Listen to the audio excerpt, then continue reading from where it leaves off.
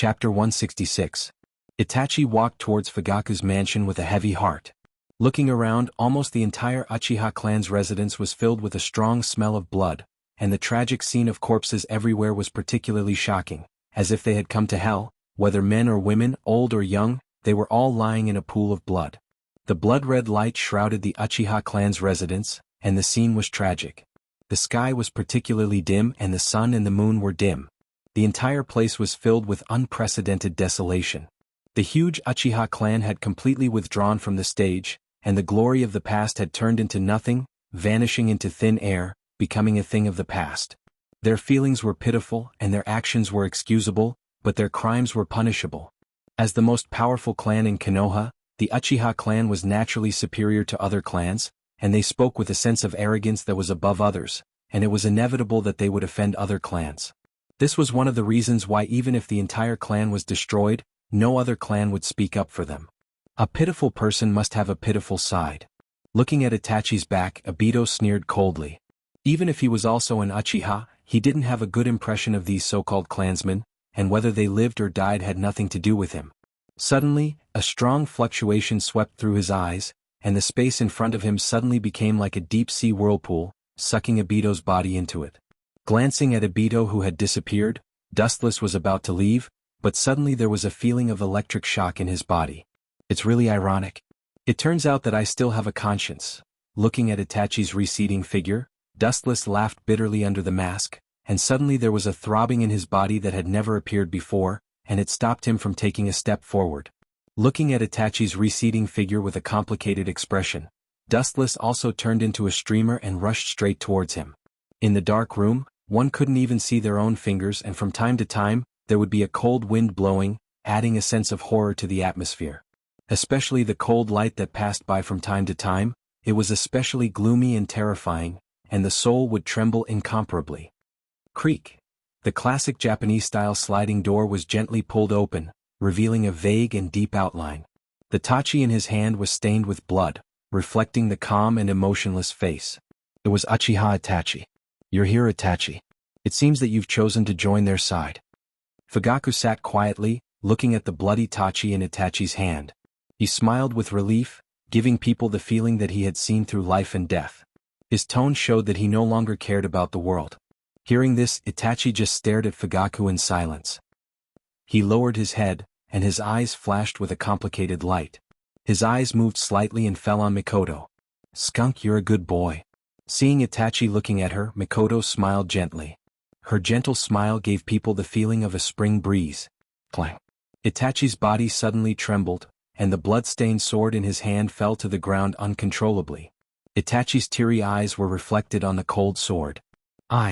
All kinds of emotions poured into his heart, and the tears in Itachi's eyes burst out uncontrollably. This was the only time in his life that he shed tears. It's not your fault. Maybe this is redemption in disguise. Seeing the blood-stained tachi fall to the ground, Fugaku's expression became more complicated, and then he closed his eyes with guilt. It was because of him that the Uchiha clan ended up in this situation today, which made Itachi live a miserable life in the middle of a wall. It's all my fault. I'm not a qualified father. Uchiha Fugaku's face was full of self-blame and regret. If he hadn't coveted the position of Hokage too much, he wouldn't have been blinded by greed. Perhaps he wouldn't have led to today's tragedy, and Uchiha Itachi wouldn't have led to such a miserable life. Dustless was like this, and so was Itachi. Suddenly looking back, Fugaku suddenly felt that he was living in a world of genjutsu. He was alone and had no goals. His two sons also left him because of his mistakes. I worked hard all my life, but in exchange for such an ending, sad and ridiculous. At this point, Uchiha Fugaku finally realized that he had been living like a puppet in the shadow of power all his life, just like a walking corpse. Do it, Itachi. If you don't do it, the guys in Konoha won't let you go. Fugaku said in a deep voice. Staring at Itachi's handsome face, a proud smile appeared at the corner of his mouth. You are the biggest pride of my life. And the stupidest thing I did in my life was to drive away Dustless. After that, he closed his eyes in despair. Fugaku was silent. Looking at his life, the stupidest thing he did was to drive his son Dustless out of the family. Itachi, you must take good care of Sasuke. He's still young, only a few years old this year. It's a pity that his birthday is coming. Please say sorry to him for me and Fugaku. Mikoto said softly. She always had a kind smile on her face. She was very quiet, and no matter when, she was so kind and kind. If you knew this would happen, you wouldn't have done it. Dustless, who was secretly observing, took off his mask, revealing his handsome face. He stared at Mikoto's gentle eyes, and his deep black eyes flashed with sadness. Once upon a time, Uchiha Mikoto also looked at Dustless with such eyes, but looking at the current state of Fugaku and Uchiha Mikoto, she didn't know why she couldn't bring up the slightest bit of hatred. Chapter 167. Staring at the faces of Uchiha Mikoto and Fugaku, Dust's hatred suddenly disappeared, especially towards Uchiha Mikoto. From the beginning to the end, he didn't have much hatred towards her. Do it, Itachi. At this moment, Uchiha Fugaku's voice sounded, and his tone was extremely firm. Even Dustless, who was secretly observing, frowned. He didn't expect this old man to be so unafraid of death. Immediately looking up, Dustless could clearly see that Itachi once again picked up the tachi that fell on the ground and walked towards the Uchiha couple. Puchi. In the dark room, a cold light flashed in midair, and suddenly two beautiful and narrow snowflakes appeared. Dustless, who had excellent vision, saw the Uchiha Fugaku couple fall to the ground one after another and die on the spot. Goodbye. After looking at the Uchiha couple expressionlessly for a while, Itachi's pupils were as calm as stagnant water. There was no emotion, not even the slightest. After a few moments of sluggishness, Itachi turned around and left, quickly disappearing into the dark space. At the same time, Dustless also came out of the dark space. His deep black eyes swept over the two bodies. Dustless was silent for a moment, and after a while he was about to leave, but his feet seemed to be tightly bound by thousands of pounds of meteorite iron, and he couldn't move. Things are really unpredictable. I didn't expect that I would have the opportunity to use that jutsu, and on the person I hate the most. With a self-deprecating smile, Dustless shook his head helplessly, his left eye suddenly changed and twisted, and the purple Rinnegan suddenly appeared, with 9 mysterious black tomo hanging on the black coil. Dustless's momentum rose sharply, and with one hand print, he looked at the dead Uchiha couple. His eyes suddenly solidified and the Rinnegan rippled. Outer Path, Rinnegan Tensei Jutsu. Uchiha Mikoto and Uchiha Fugaku's bodies emitted an emerald green brilliance, stopping above the two, and then slowly drilling into their bodies. Looking around, the sword wounds on Fugaku and Mikoto's bodies began to heal quickly, leaving no trace behind. Even the wounds on their bodies were healed, and the wounds were healed, leaving no trace behind. Rinnegan Tensei Jutsu is one of the most powerful forbidden jutsu of the Rinnegan, and it is also the most powerful resurrection jutsu so far. Using this jutsu is extremely risky. Not only does it consume a large amount of chakra, but it also puts the user's life at risk. The death rate is extremely high. Of course, all of this was just a small matter for Dustless. Strange. Wasn't I dead? Fugaku, who was in front of him, felt extremely strange, but at the same time he couldn't help but frown. The person in front of him gave him a feeling. He was and felt he was bloods. He felt blood. You're Mikoto, you're awake. Just as Kuroto was about to ask who Dustless was, Uchiha Mikoto woke up and looked at the dark environment in a daze, as if she thought she was in hell. Fugaku, this is... After waking up, Uchiha Mikoto looked at the strange yet familiar world around her. She naively thought that this was the underworld, but after looking around carefully she realized that this was obviously her home. You are... Her beautiful eyes fell on Dustless and she felt a sense of kinship. The person in front of her was undoubtedly much older than Itachi. Are you Dustless? It is worth mentioning that the one who spoke first was Fugaku, the one who didn't get along with Dustless the most. He looked at Dustless in disbelief, although his tone was hesitant, but his heart was indescribably sure. This place is no longer suitable for you. Leave Konoha as soon as possible. The Uchiha has become a thing of the past. Dustless's voice gushed out of his throat. His tone was unusually indifferent. It was like he was cut off from the world, and seemed to be incompatible with the world in front of him. All in all, it was an indescribable indifference. Mikoto shed tears of joy. If there was a knot in her heart that couldn't be untied, it was undoubtedly Dustless. I'm sorry, I know these words may be insignificant to you, and it won't make you forgive my mistakes, but it is absolutely sincere. Fugaku's throat rolled and he choked. His tone was sincere and his eyes were clear. It was clear that he was serious. 10,000 beasts rise and fall because of fate. My hatred for you is gone with the wind. The reason why I resurrected you is nothing more than to have a clear conscience. You don't have to worry and you don't have to thank me. Slightly turning his left face, the incomparably clear Rinnegan Sharingan was exposed in front of Fugaku's eyes. Unlike before, after experiencing life and death, Fugaku seemed to understand the most precious thing in life. Although he was surprised by the purple eyes he had never seen before, he didn't show any greed. It seems that he finally understood something. Fugaku's eyes didn't show any greed towards the Rinnegan. Dustless nodded slightly in his heart, reluctantly acknowledging Fugaku. At the same time, his body began to blur, faintly losing its texture. "Don't go." Seeing Dustless's body showing signs of collapsing, Mikoto hurriedly turned around, but found that Dustless at this moment was like air, invisible. Even if his figure hadn't completely disappeared, she couldn't catch him. It gave people the feeling that they were in another dimension.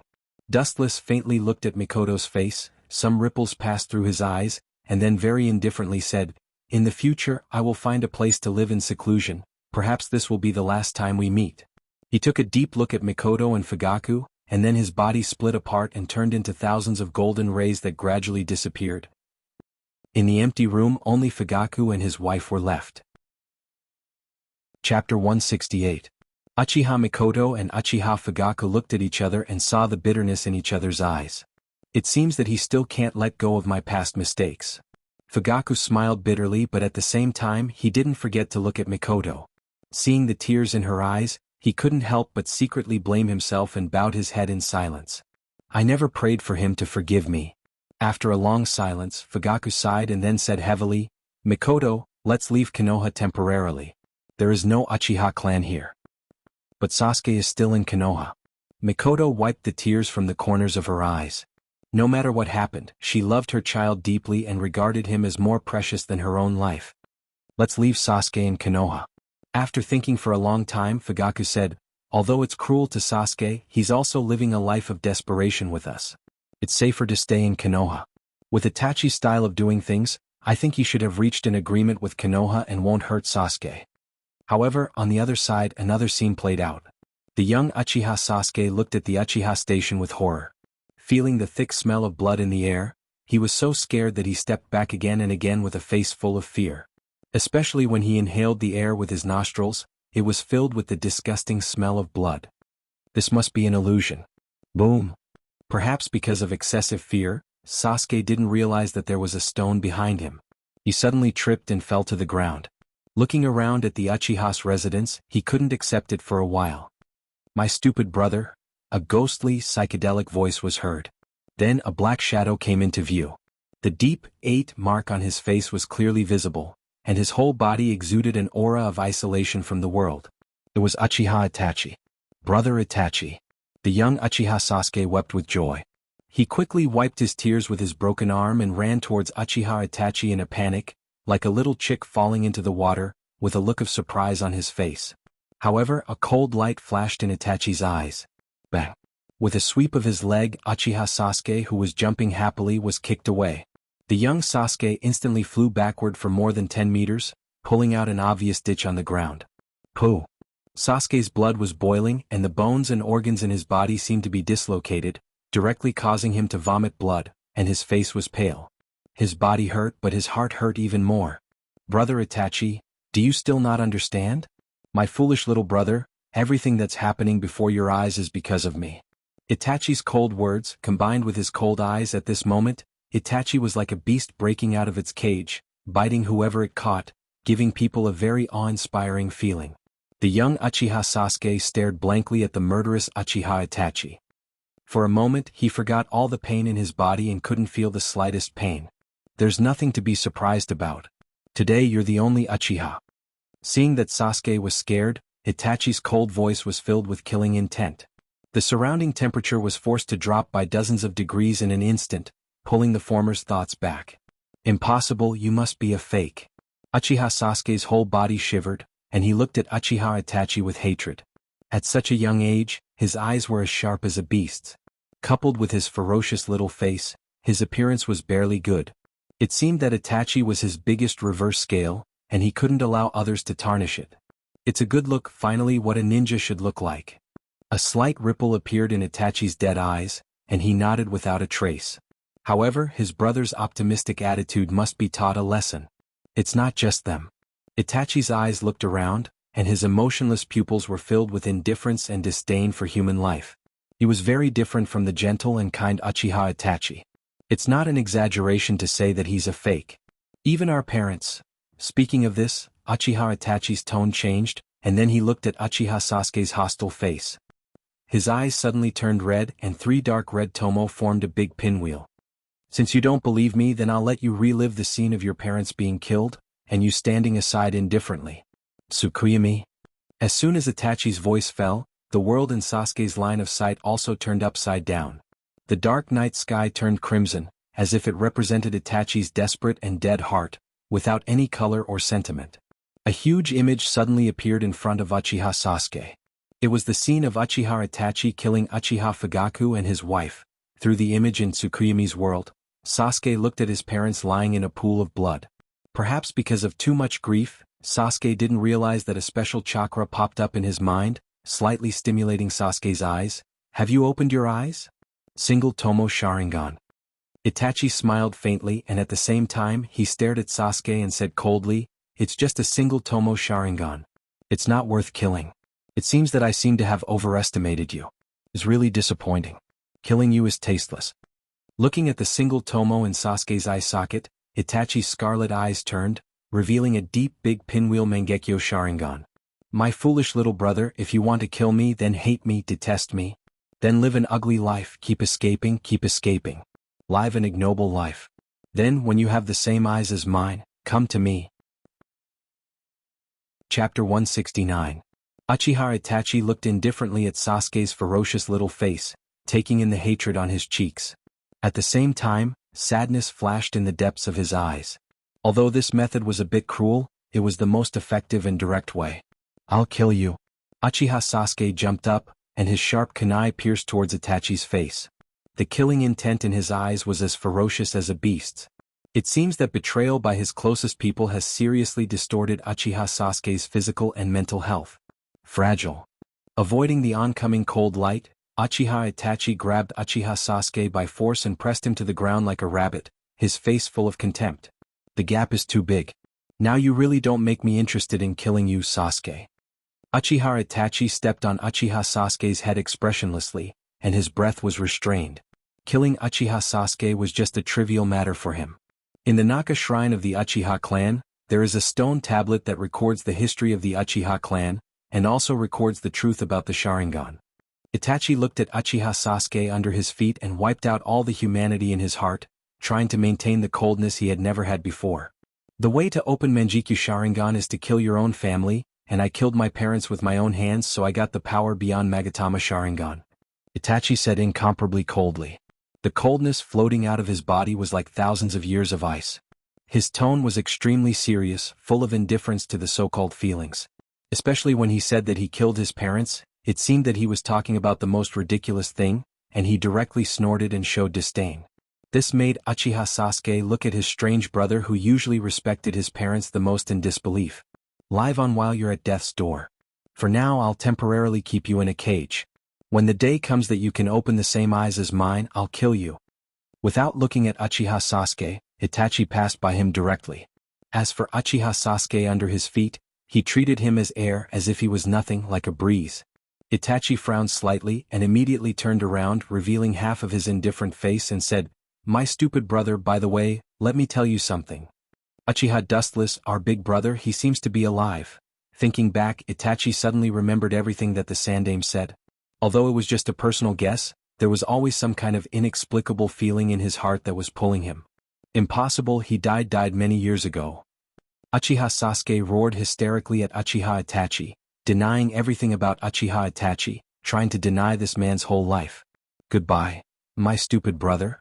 After saying that, without waiting for Uchiha Sasuke to react, Itachi disappeared without a trace. The boundless night sky was particularly bleak. In the vast Uchiha base, only Uchiha Sasuke was left, accompanied by the black night sky and scattered corpses behind him. During this period, Dustless came back again. In order to better fool Uchiha Sasuke, he made 2 similar corpses to confuse the kid, and it was inevitable that he would notice something. Early the next morning, the news of the Uchiha's annihilation quickly raged through Konoha like a hurricane, and even the whole world. The top clan for hundreds of years was massacred like a magnitude 10 earthquake. The whole world trembled. The Uchiha, who used to dominate the world for hundreds of years, was wiped out in a snap of the fingers. No one could remain calm. After all, there were too many unprecedented figures in this super clan. Uchiha Madara was invincible in the world, and then there was Uchiha Dustless. The prestige of the Uchiha was raised to an unprecedented peak period. Now that the entire clan was suddenly destroyed, no one was surprised that it was fake. The major ninja villages sent a large number of spies to Konoha's ninja village to spy on the secrets. However, Konoha didn't disappoint these people. On the same day, they announced that the culprit of the Uchiha's annihilation was Uchiha Itachi, the second son of Uchiha Fugaku. In other words, he was the main culprit who destroyed the Sand Village in the past, the younger brother of Uchiha Dustless. It has to be said that Konoha was particularly sensitive when it came to the Uchiha. The first thing they did was to announce that Uchiha Itachi was an S-class defector, and issued a wanted order to all the ninjas of various countries. They poured all the dirty water on Itachi, making him a scapegoat while they stayed out of the matter. It can be said that Konoha played the realm of shamelessness incisively and vividly. In the empty godly house, there were few people, and only a few people of different stature were standing side by side. These unknown mysterious people were all wearing black trench coats embroidered with red clouds, and their aura was cold, giving a very gloomy and oppressive feeling. These people were obviously led by the middle-aged man with orange hair in the middle, and they could clearly see that there were a lot of cold black iron rods inserted in his head. This group of people was, without a doubt, the members of the Akatsuki and their leader Pain Tendo. However, Uzumaki Nagato, who controlled Yahiko, became a lot smarter, and he knew that many people were interested in the Rinnegan. He didn't wear the Rinnegan like before, and his pupils looked like normal human eyes.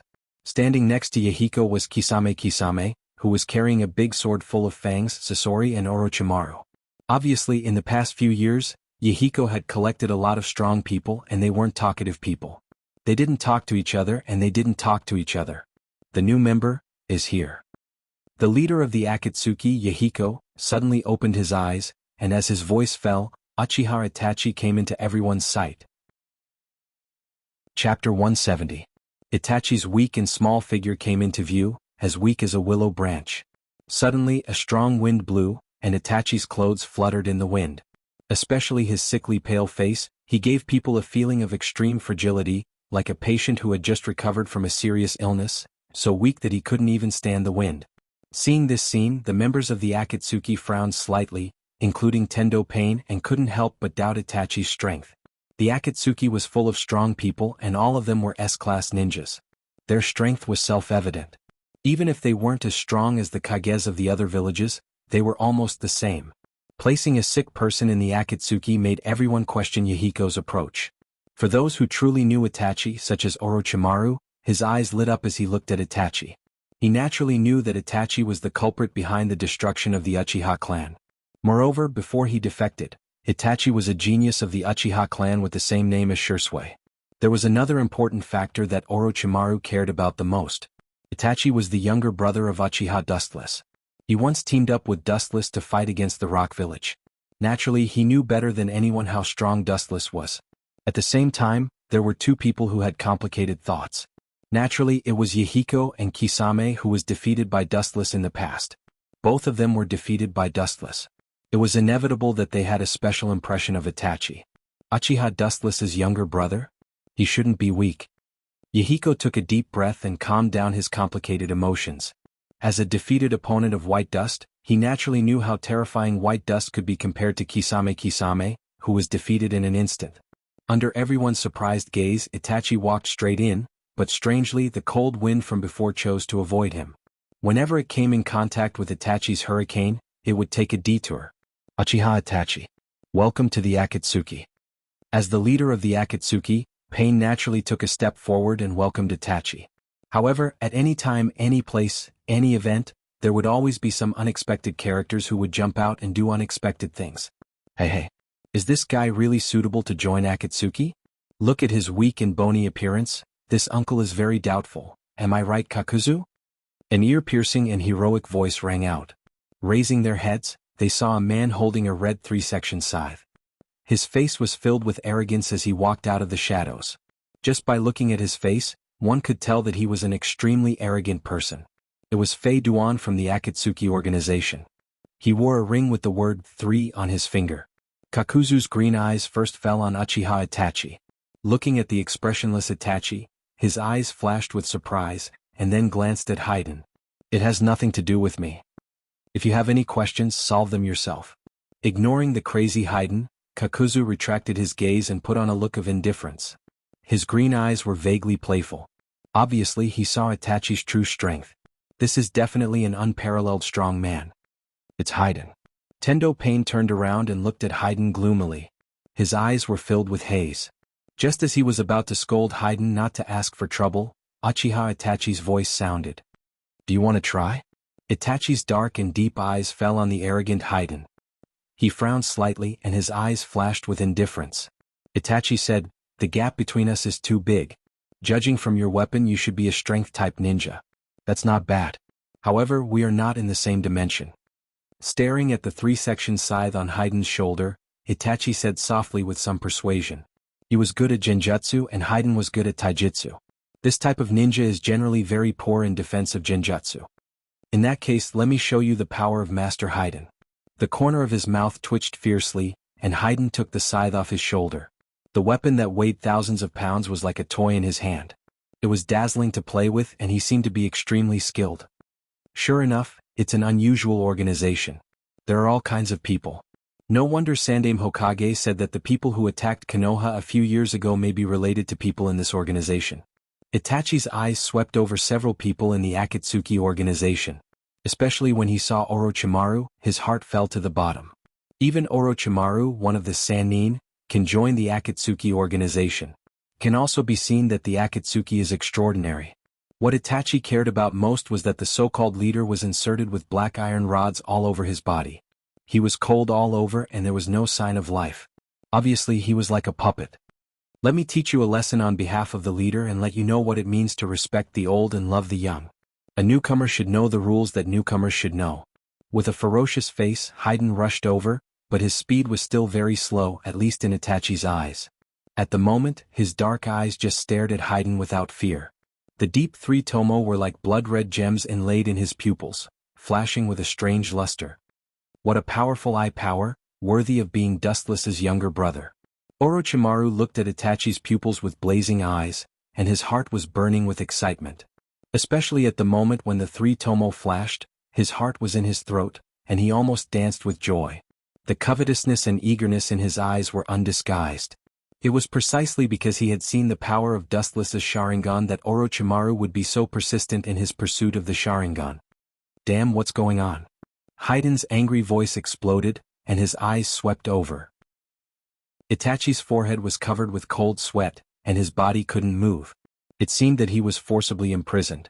His eyes were full of dark red flames, and his three tomo Sharingan was staring. Chapter 171. Haiden's abnormality naturally fell into everyone's eyes.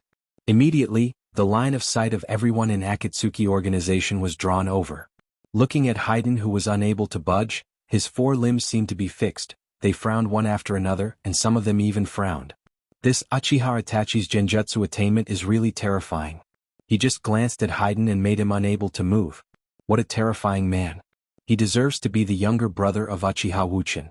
Sure enough, he's not an ordinary person. Tendo Pain looked at Uchiha Itachi in surprise, and then looked at Haiden, who couldn't move even after using all his strength. He couldn't help but nod secretly, and was very satisfied with Uchiha Itachi's performance. As for the trapped Haiden, he can only blame himself for being the first bird. I must get the Sharingan. Compared with the other members of the organization who were simply surprised, Orochimaru's heart was as clear as a mirror. He was much clearer that this was just a three-tomo Sharingan, and he needed a higher level of Manjikyu Sharingan. Since he defected from Konoha, due to the fact that he teamed up with Dustless during the period he was influenced by Dustless's dojutsu. He has always been eager to get the Sharingan of Uchiha, even to a state of madness. He would do anything for the Sharingan, especially since Uchiha Itachi was the younger brother of the former Uchiha Dustless. This identity attracted Orochimaru's attention even more. This is a good opportunity. Orochimaru's eyes scattered quietly. Seeing that everyone was still immersed in the strangeness of the Sharingan, Orochimaru laughed secretly. Of course, he wouldn't choose to attack Uchiha Itachi now, because all the members of the Akatsuki were here. I'm afraid that only a top powerhouse like the first Hokage could leave safely under the siege of the Akatsuki. Orochimaru still understood this point. Let me go if you have the guts, and let Uncle Haydn teach you how to be a man. Flying Duan, who had been trying to break free from the illusion for a long time without success, had a livid expression on his face. It was as ugly as a black pot that had been burning for thousands of years. Coupled with his fiendish appearance and the crimson three-part scythe in his hand, he gave off the feeling of a grim reaper on earth. Looking at Itachi's calm face, Haydn's eyes were twitching, and he immediately looked at Kakuzu, who had a playful smile on his face, and he was so depressed that he almost vomited blood. Why aren't you coming over to help? We're on the same team. We're bound together for good or ill. If I lose, you'll lose face too. Haydn shouted at Kakuzu, and at the same time he couldn't help cursing Kakuzu in his heart. They were teammates, they should help each other instead of watching. Hearing this, Kakuzu looked hesitant. Although he was quite afraid of Itachi, but with Haydn, even if they can't defeat him, they can still deal with him. Especially as Haydn said they are on the same team. If Haydn is unlucky, then Kakuzu won't have a good ending, and Haydn is usually quite good, although his behavior is a bit unreliable, but at the critical moment he can be trusted. Stop, Itachi. Seeing that Kakuzu wanted to help, Yahiko slightly frowned, waved his hand and said with a firm tone. At the same time, there was a hint of warning in his voice. Whether it is Uchiha Itachi, Kakuzu, or Haydn, if they dare to challenge his authority, they will definitely not have a good ending. Got it? Uchiha Itachi nodded, then he removed the genjutsu binding Haydn, and stood in the same place without any expression, carefully looking at the members of Akatsuki. His task is to investigate the Akatsuki, and at the same time, to find out whether the masked man who attacked Konoha was the one who controlled the Akatsuki. At least you know what's good for you.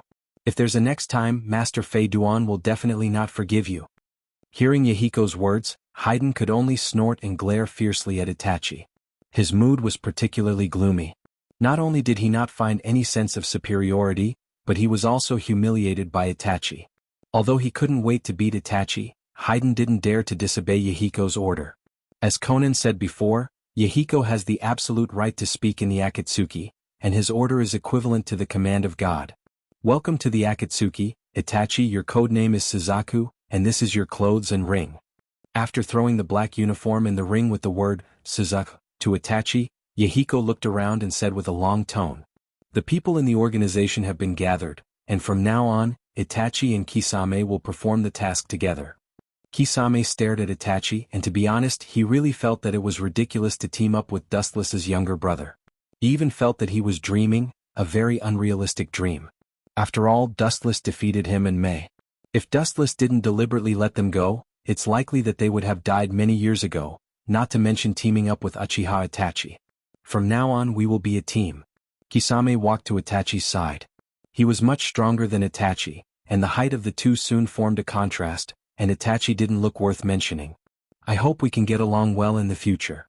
Looking at Itachi, who was shorter than him and much thinner, Kisame said seriously and showed a kind smile. Although it looked strange with his shark face, it was sincere. At that time, Uchiha Wuchin didn't look as tall as Itachi, but he crushed him with his godlike strength. It was like the autumn wind sweeping the fallen leaves. I hope so too. Hearing this, Itachi nodded. He could feel that Kisame's words were from the bottom of his heart, and there was no falsehood in his words. He also felt that Kisame gave him a good feeling. For a moment, the two felt a sense of appreciation for each other. Chapter 172. Looking up at Itachi and Kisame, Nagato, who was secretly controlling Yahiko, was relieved. He nodded with satisfaction, and his eyes flashed with a burning luster. In this way, the Akatsuki's list given by Dustless was finally complete. Is it my illusion? Strange. Yahiko, who was meditating, suddenly raised his head and looked at the distant sky. He couldn't help but frown as he felt that he was being watched. Maybe it's my fault. After carefully perceiving, Yahiko didn't find anything strange. He thought that maybe his nerves were too sensitive, and he didn't think that anyone in the world could escape his perception. I haven't seen you for a few years, and I didn't expect Uzumaki Nagato's strength to skyrocket. A frivolous and slightly surprised voice sounded. The person who was watching was actually Dustless. He didn't expect Uzumaki Nagato's strength to improve so fast that he could even detect his presence. It seems that Yahiko's death hit him a lot, and this hatred turned into a motivation to practice. but this is good. Staring at the vague figure in the distance, Dustless said with a relieved smile, and then looked at Kisame who quickly got along with Uchiha Itachi, and couldn't help but shake his head. To some extent, these two people are really in tune, and can be regarded as an absolute combination of wisdom and courage. Dustless-sama. The ground at Dustless's feet suddenly exploded, and the Nepenthes came out of it. Staring at Dustless with a teasing smile on his face, White Zetsu said, "It seems that the chess pieces are all gathered, Zetsu. But before that, let's watch a good show." Looking at the members of the Akatsuki, Dustless's eyes fell on Orochimaru as he said, "Itachi, I have some private matters to discuss with you." Orochimaru tried his best to remain calm and said to Itachi in a kind tone. Even if it sounded strange, Orochimaru said that he had done his best. However, the more Orochimaru was like this, the more Itachi felt that he was plotting something. "Orochimaru, a snake doesn't live with an ant, you should understand such a simple truth." Kisame directly interrupted, not giving any face to Orochimaru, this senior, at all. Everyone in Akatsuki organization was proud and arrogant, and this was a place where strength was the most important thing. There was no such thing as seniority. And Kisame didn't think that he was worse than Orochimaru. After all, he was the one who saved his life from Dustless, even if the other side completely let him win. "What did you say?" When Orochimaru heard this, the corners of his mouth twitched fiercely, and the smile he squeezed out suddenly froze. His expression changed constantly, and he looked at Brother Shark with an unkind expression. He didn't expect this kid to say this. Isn't this saying that Orochimaru's name? It was equivalent to slapping him in the face, and it was the loudest kind of slap. Orochimaru. Uchiha Itachi turned his head casually, raised his eyelids, and looked at Orochimaru faintly, then turned his head without looking at Orochimaru and said calmly, "I have nothing to say to you." "Is that so?" "That's a pity." Hearing this, Orochimaru didn't get angry but laughed instead. The corners of his mouth curled up into a scary smile, and his snake eyes flickered with a sly light. He pretended to sigh and said with pity, "I thought you would be interested in that man, but now it seems that I thought too much."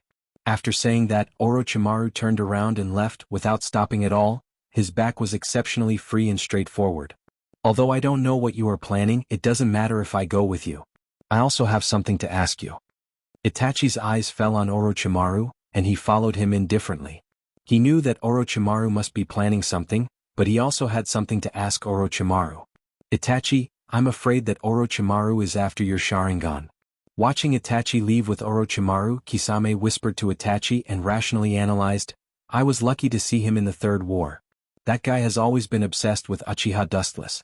I guess he wants you because of your identity as Uchiha Dustless's younger brother, and of course your Sharingan." Looking at Orochimaru's back with disdain, Kisame continued, "I advise you not to go. Orochimaru is ambitious and he joined the Akatsuki for that. It doesn't matter, Kisame." Uchiha Itachi chuckled and stared at Kisame. His eyes flashed with a strange light, and he looked at him with admiration. Sure enough, you can't judge a book by its cover. This man who gave people the first impression of a rough man was, in fact, a man with a meticulous mind. What Kisame said was naturally the Rinnegan, because Orochimaru coveted the Rinnegan, so he attacked Yahiko, but he wasn't Yahiko's opponent and was defeated by him, so he joined the Akatsuki. As the saying goes, it's hard to change one's nature. Orochimaru was a man who pursued strength and the Rinnegan. The sudden appearance of Uchiha Itachi gave Orochimaru a new prey. "Don't worry about Kisame, he doesn't have the ability to take me down." A warm current flowed through Itachi's cold heart, and a faint smile appeared at the corner of his mouth. He knew that Gonpei Kisame was thinking for him, but he was also confident that not only was he not Orochimaru's prey, but Orochimaru was his prey. Itachi's pupils were cold and he decisively followed. He knew that Orochimaru was after him, but if he could drive Orochimaru out of the Akatsuki, and let him lose the invisible umbrella of the Akatsuki, it's not a bad thing for Konoha's ninja village. At least, without the protection of the Akatsuki, Orochimaru would never be as ostentatious as he was now, and at least he would stay hidden and consolidate his power in the future. Chapter 173. On the ancient steps, Uchiha Itachi walked alone with a calm expression. Behind him was Orochimaru, whose face was pale and whose eyes were shining from time to time. "Uchiha Itachi, no matter what it takes, I will get your Sharingan and your body." Orochimaru narrowed his eyes slightly, secretly looking at Itachi's body. The more he looked, the more satisfied he was, and his heart was uncontrollable. Orochimaru seemed to be blinded by lard and lost his mind.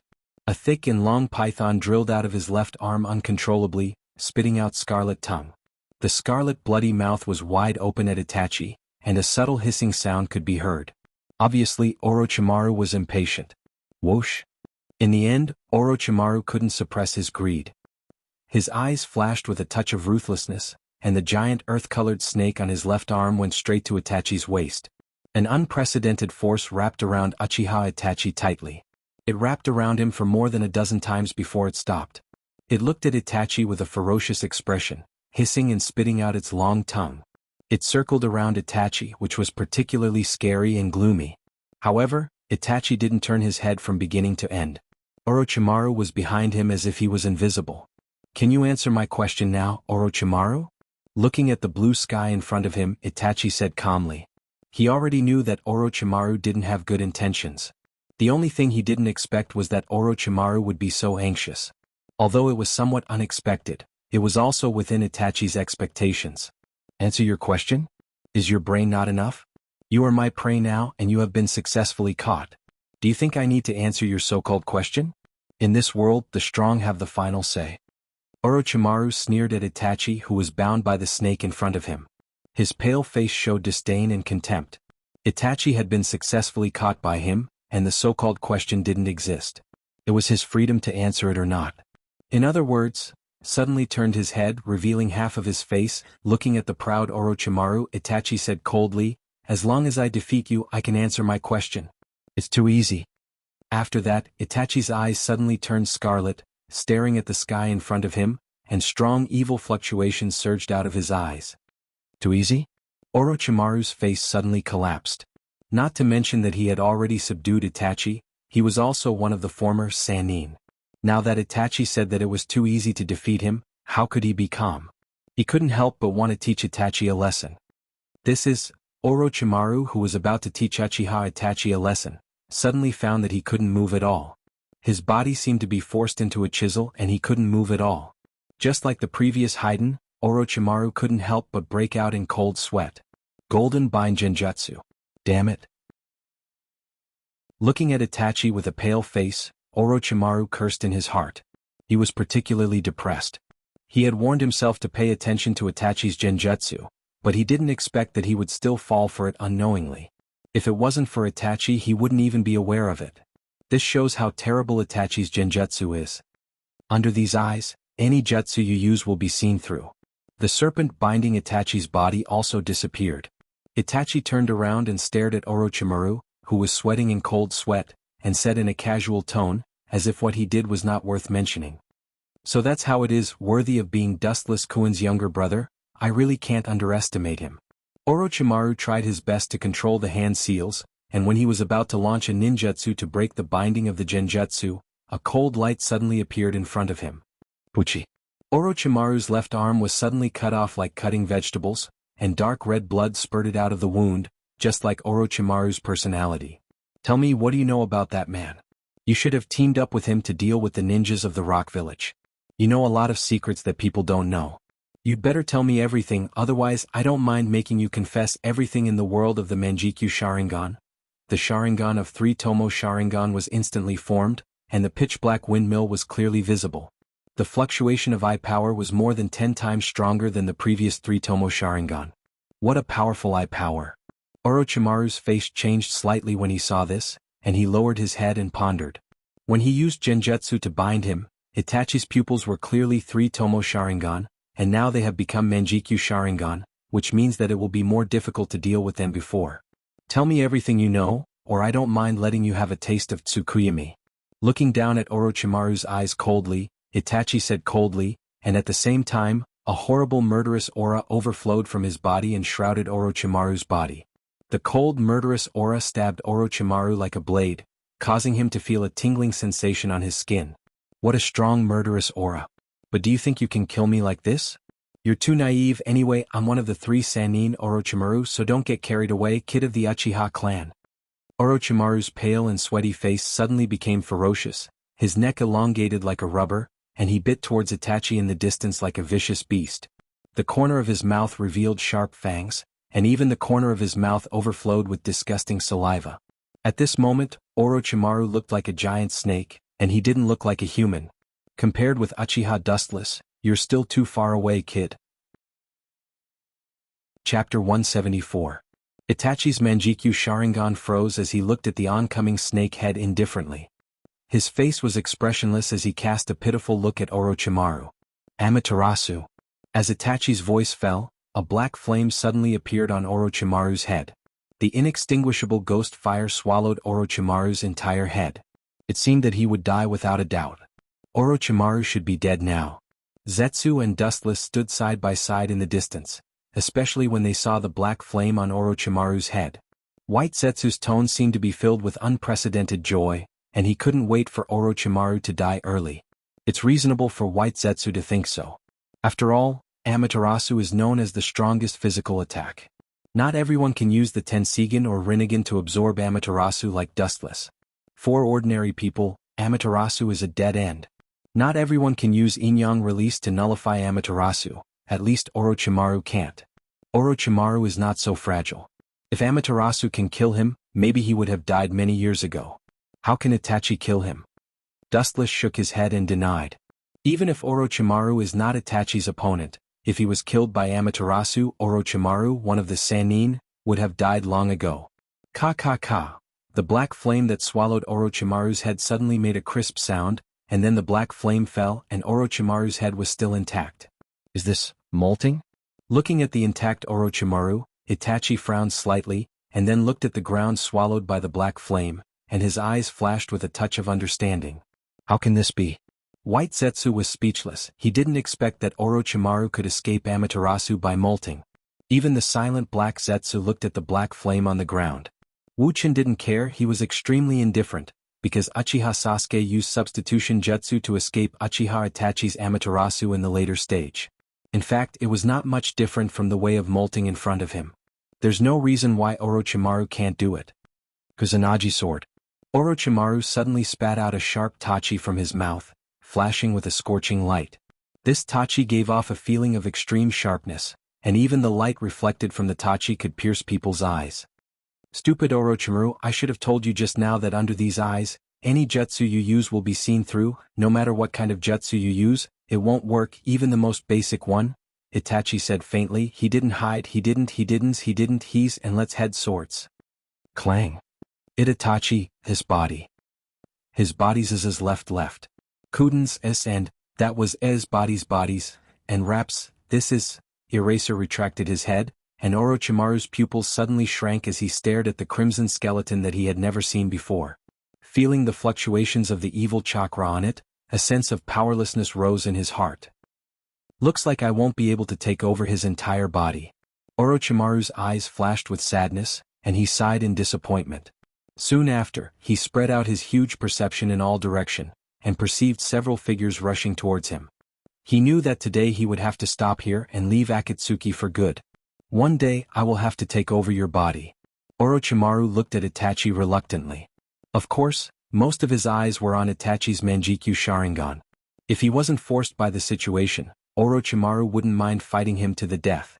However, Akatsuki's people had already noticed this and were rushing over from all directions. Bang! Just as Orochimaru's voice fell, his body suddenly emitted white smoke, and disappeared without a trace. Obviously, he used extremely fast body flicker jutsu to slip away. After all, he couldn't fight against all the members of Akatsuki. Orochimaru betrayed us just like that, he really can't be trusted. Noticing that Orochimaru disappeared like a ghost, Dustless said with a smile. From his frivolous and playful tone, it was not difficult to know that he already expected Orochimaru to defect. Dustless was calm as usual. Orochimaru defected from Akatsuki at this time, and then Itachi, Kisame, and Sasori went to Rock Village to defeat Deidara and forced him to join Akatsuki. This guy seems to be able to predict everything. Black Zetsu's single eye secretly peeped at Dustless, thinking about his deeds. Not only now but also in the past, he could always predict everything in advance. It was really strange. What are you thinking, Black Zetsu? Half of Black Jew's body suddenly stiffened. He raised his head and suddenly saw Wu Chen looking at him with a smile. Wu Chen's indifferent eyes saw through everything with endless ridicule, as if he could see through everything. Black Jew's body immediately broke out in cold sweat. There was an indescribable feeling in his heart. Just now it was as if thousands of years of secrets were peeped by Wu Qin. Orochimaru has defected. I am thinking about who is suitable to replace him. After a short period of absent-mindedness, Black Zetsu said calmly.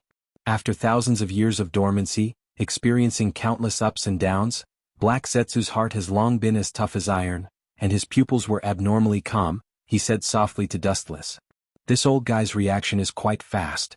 Dustless sneered again and again, his visual capture ability was extremely strong, even the slightest flaw of Black Zetsu couldn't escape his eyes, even if he concealed it very quickly, he still caught the flaw of Black Zetsu. Although for the current Dustless, killing Black Zetsu is almost as simple as eating and drinking water, but now is obviously not the best time, and even if he kills Black Zetsu, he needs to use Rinnegan or Tensegan to extract his memory. Chapter 175. Orochimaru's defection is indeed troublesome. At present, the number of members of the Akatsuki has just been gathered. Now that Orochimaru suddenly left, the morale will inevitably be hit, which is tantamount to directly slapping Pain's face. The members of the Akatsuki quickly rushed over and saw the scene of the previous battle and the residual chakra energy fluctuations in the air. They all frowned slightly. Obviously, there was an unusually fierce battle before, and the missing Orochimaru should belong to the defeated party, especially the broken arm that was still bleeding on the ground. Obviously it was Orochimaru's. Damn Orochimaru. After listening to Uchiha Itachi's story, Pain's face was blue, the majestic murderous aura was vast and infinite. Like a hurricane, the cold air froze the surrounding flowers and trees.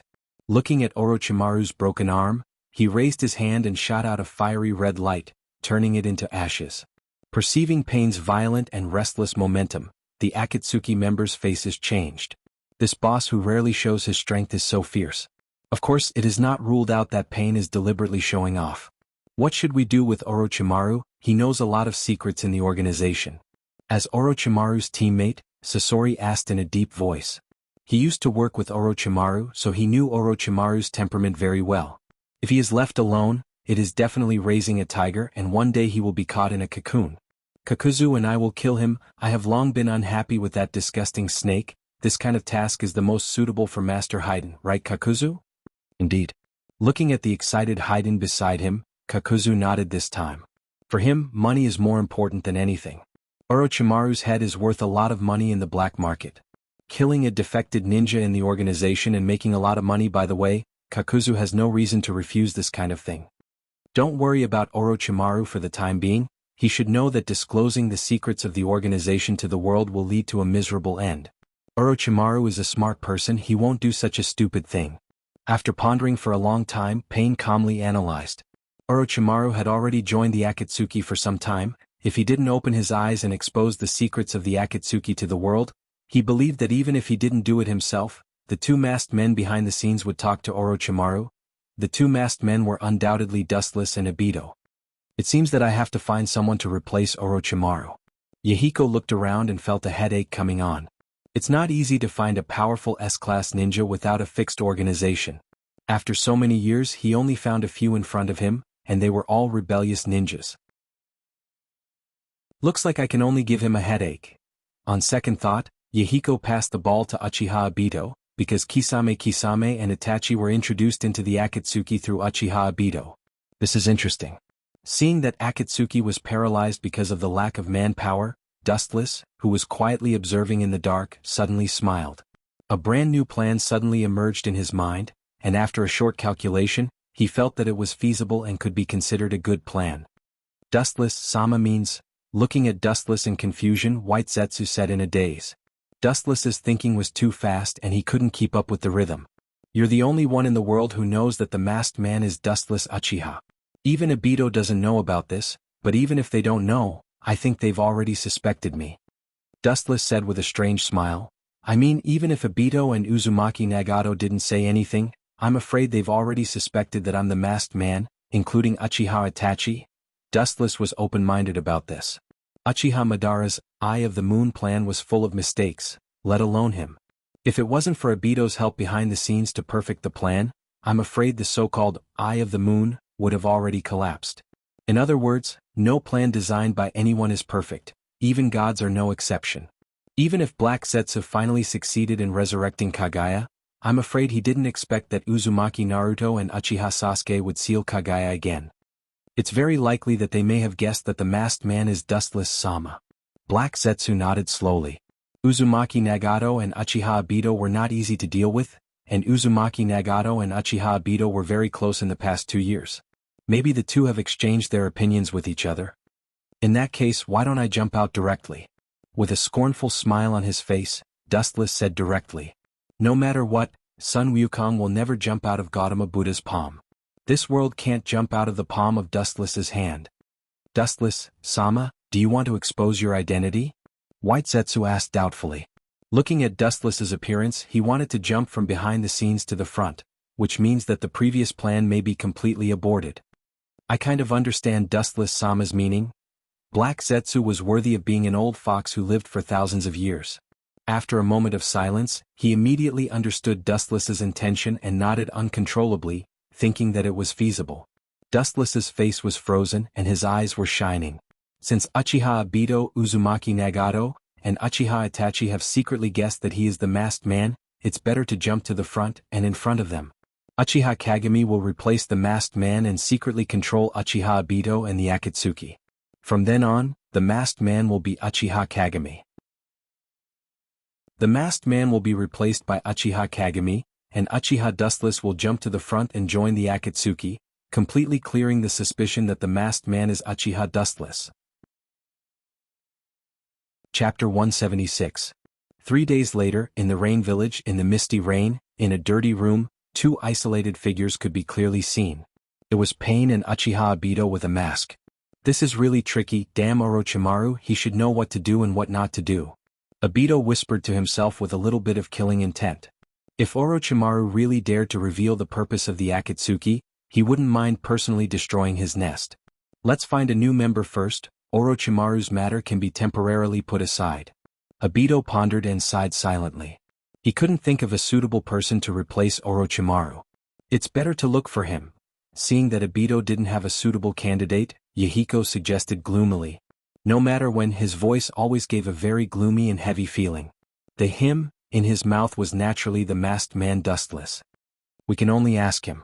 Obito nodded silently, and just as he was about to activate his Kamui and leave, Dustless, who rarely shows up, suddenly appeared like a ghost. Unexpectedly, there was a young man with delicate features following behind him. Long time no see, Nagato. The masked man stared at Yahiko with a black iron rod, and his face was filled with a pleasant smile. His tone was the same as the first time they met a few years ago. Nagato, who was controlling Yahiko, was slightly stunned and immediately nodded. Who is that? Looking at the hazy figure hidden in the darkness, Obito frowned and then looked at the masked man with displeasure. Obviously he was very dissatisfied with this approach. He suddenly brought an inexplicable person, especially when he didn't know whether this person was an enemy or a friend. He is the one who is about to replace Orochimaru, the new member of the Akatsuki, Uchiha Dustless. At this moment, the masked man was Uchiha Kagami. He and Dustless were quite similar in stature, and the tone of voice and the use of jutsu were exactly the same. He was also wearing a mask, so he didn't arouse Obito and Pain's suspicion. Yo! A young man walked out of the darkness with a smile on his face. His appearance was similar to Itachi's. He looked very young, in his 20s. He smiled at Obito and Yahiko, giving off a very gentle feeling. How could it be him? Then who is this masked man? After being stunned for a while, Obito roared in his heart, and looked at Dustless's smiling face with uncertainty. A long time ago, Obito suspected that the masked man was Uchiha Dustless. Especially when he destroyed Konoha, his strength made him suspect Dustless, but the scene in front of him completely subverted his inference. Sure enough, Obito already guessed that it was me. But it's still too early for you to fight with me. Seeing the look of disbelief in Obito's eyes, Dustless laughed in his heart. He can be sure that this kid's heart is in a mess right now. I'm afraid that he's trying to figure out who this masked man is. Dustless, who has both the Tensigen and the Rinnegan, has a far better control of the yin-yang release than others. The masked Uchiha Kagami in front of him was like a normal human, breathing and heartbeat. The only difference is that his consciousness was controlled by Dustless. I didn't expect you to still be alive. Yahiko looked at Dustless with indifference. After a few years he still couldn't forget Dustless. It was Dustless who defeated him, Yahiko and Conan. Fortunately, Uchiha Madara saved him in order to prevent the plan from failing, otherwise he would have died a long time ago. From now on he will replace Orochimaru and form a team with Sasori of the Red Sand. Uchiha Kagami's voice was indifferent, he was too lazy to explain more to Dustless, just like Dustless's usual style. There is no problem with this. Obito and Yahiko looked at each other and couldn't help but nod. Dustless's strength was beyond doubt, especially Yahiko who knew Dustless's strength better. Many years ago he could easily crush the three of them. His strength was even better than his own Rinnegan. Obito nodded and didn't choose to ask more. Now he was just thinking about who the masked man in front of him was. After all, Dustless, who he suspected to be the masked man, has come out, so the masked man in front of him was obviously someone else. As for the problem of Uchiha Wuchin, it's just a trivial matter. Yahiko welcomed Dustless to join the Akatsuki. This way not only can they solve the population problem, but they can also get a free super strong fighting force, killing two birds with one stone. A month later in the gloomy cave, there was no light all year round. The coldness and darkness were the most realistic portrayals of this place. In the depths of the cave one could see a blurry, tall shadow. It was about 10 meters tall, and its entire body was covered in uneven protrusions. It was especially terrifying. There were 10 cylindrical protrusions on its back, and its wounds were as smooth as if they had been cut off. It made one's imagination run wild. Especially when one looked up and saw that the giant had 9 huge eyes, it invisibly added a lot of fear. It was the Geto Mazo. A few years ago, Dustless gave the Geto Mazo to Uzumaki Nagato. Anyway, he didn't need it for the time being, so he gave it to the embryonic form of the Akatsuki. Of course, the Geto Mazo also sealed the Cubizine attribute chakra. Looking around, the Geto Mazo opened its hands, and 9 figures stood on its 10 huge fingers. All of them were wearing black trench coats embroidered with strange and dazzling red clouds. This time it wasn't like the usual, where all the members of the Akatsuki showed up in their original form. Including Uchiha Itachi, Pain, and Conan, all the members of the Akatsuki showed up to greet the new members. Among them, the most unhappy were the zombie duo Kakuzu and Haiden. Chapter 177. The reason why Fei Duan and Kakuzu were the most upset was because the two of them had accepted a mission from the black market to earn extra money. Just as they were about to completely kill each other, they were forcibly recalled back because of Pain's order. Then, Fei Duan and Kakuzu were quite dissatisfied, especially Kakuzu who loved money like his life. How could he not be angry when the cooked duck flew away? That newcomer's face is really big, he actually made us all wait for him. Haiden's voice sounded, obviously he was quite dissatisfied with this so-called newcomer. Although he was not as obsessed with money as Haiden, he enjoyed the process of fighting very much. Now that he was forcibly summoned by Pain, he was also holding back the anger in his heart. It seems that our S-class rebellious ninjas are becoming more and more worthless. Any random person who comes here needs us to greet him. Kakuzu complained, but when he could make a lot of money, it was interrupted by this newcomer, so naturally he didn't show the slightest mercy to this so-called newcomer. Although the other members of Akatsuki didn't speak, their faces were faintly showing some dissatisfaction. It would be ridiculous to say that one person made all of them come here once. Oh, I'm sorry to make you wait for me. Shizuku's laughter had a bit of banter, especially the frivolous and indifferent tone, which made Kakuzu's face collapse, his oily green eyes flashed with ominous light, and his whole body was filled with cold killing intent. With a murderous gaze, he looked at the place where the voice came from under the dark rock. After a few breaths of time, a handsome young man in his 20s came into view. His appearance was similar to Uchiha Itachi's, and he had a bright smile on his face. He didn't seem to fit in with the Akatsuki, an organization composed entirely of rebellious ninjas. Uchiha Dustless, it's you? The first one to speak was not Kisame, who had seen Dustless before and fought with him, but rather Conan, who had never spoken and was also the only female member of Akatsuki, who had an indifferent face like an angel. It's really him, it's impossible, he's already dead. Kisame looked at Dustless, who was in his 20s, and his face was gloomy. Although the last time he saw Dustless was a few years ago, he could never forget the appearance of Dustless in his life.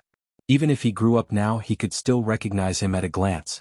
However, it was said that Uchiha Dustless was dead and he suddenly came back to life. Even with his beast-like ability to accept and adapt, he couldn't accept such a reality. He stopped thinking and looked at Dustless with a smile on his face, especially when the person in front of him was about to become his companion. The one with the most complicated thoughts was undoubtedly Uchiha Itachi. His 3-tomo Sharingan was like stagnant water. He was sure that the person in front of him, who he had never met before, was his big brother. The feeling of blood connection in his bones wouldn't lie. The Sand Village was defeated by him. Sasori also looked over and muttered to himself in surprise. Looking at Dustless, who was in his 20s, his pupils flashed with a strange color. He was a ninja who betrayed the Sand Village, so naturally he was curious about Dustless, who defeated the Sand Village. Everyone's heart was active, thinking about Dustless's past. Even the slightest details were not missed.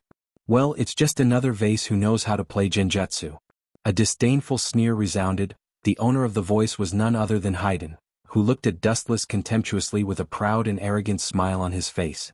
Obviously, he still held a grudge against Uchiha for being controlled by Uchiha's Sharingan last time, especially with the 3-section scythe on his shoulder. There was no doubt that he was looking for trouble. Reckless thing.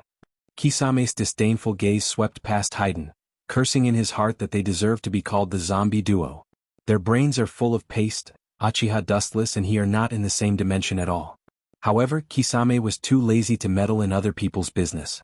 After all, a character like Haydn can't be persuaded easily, and he and Haydn are quite disagreeable. This is a once-in-a-lifetime opportunity to laugh at Haydn and see the strength of Uchiha Dustless. How can he easily let it go? I've heard that Haydn's brain is lacking a string, sure enough. Looking at Haydn and Kakuzu behind him without fear, Dustless was speechless. He just joined the Akatsuki and someone came out to slap his face. It's really bad luck. Let me see if you're just a vase who knows how to use Sharingan. Haydn sneered at Dustless, the 3-section scythe in his hand, and at the same time, he turned his head and looked at the silent Uchiha Itachi. It was self-evident who he was talking about. Bring it on.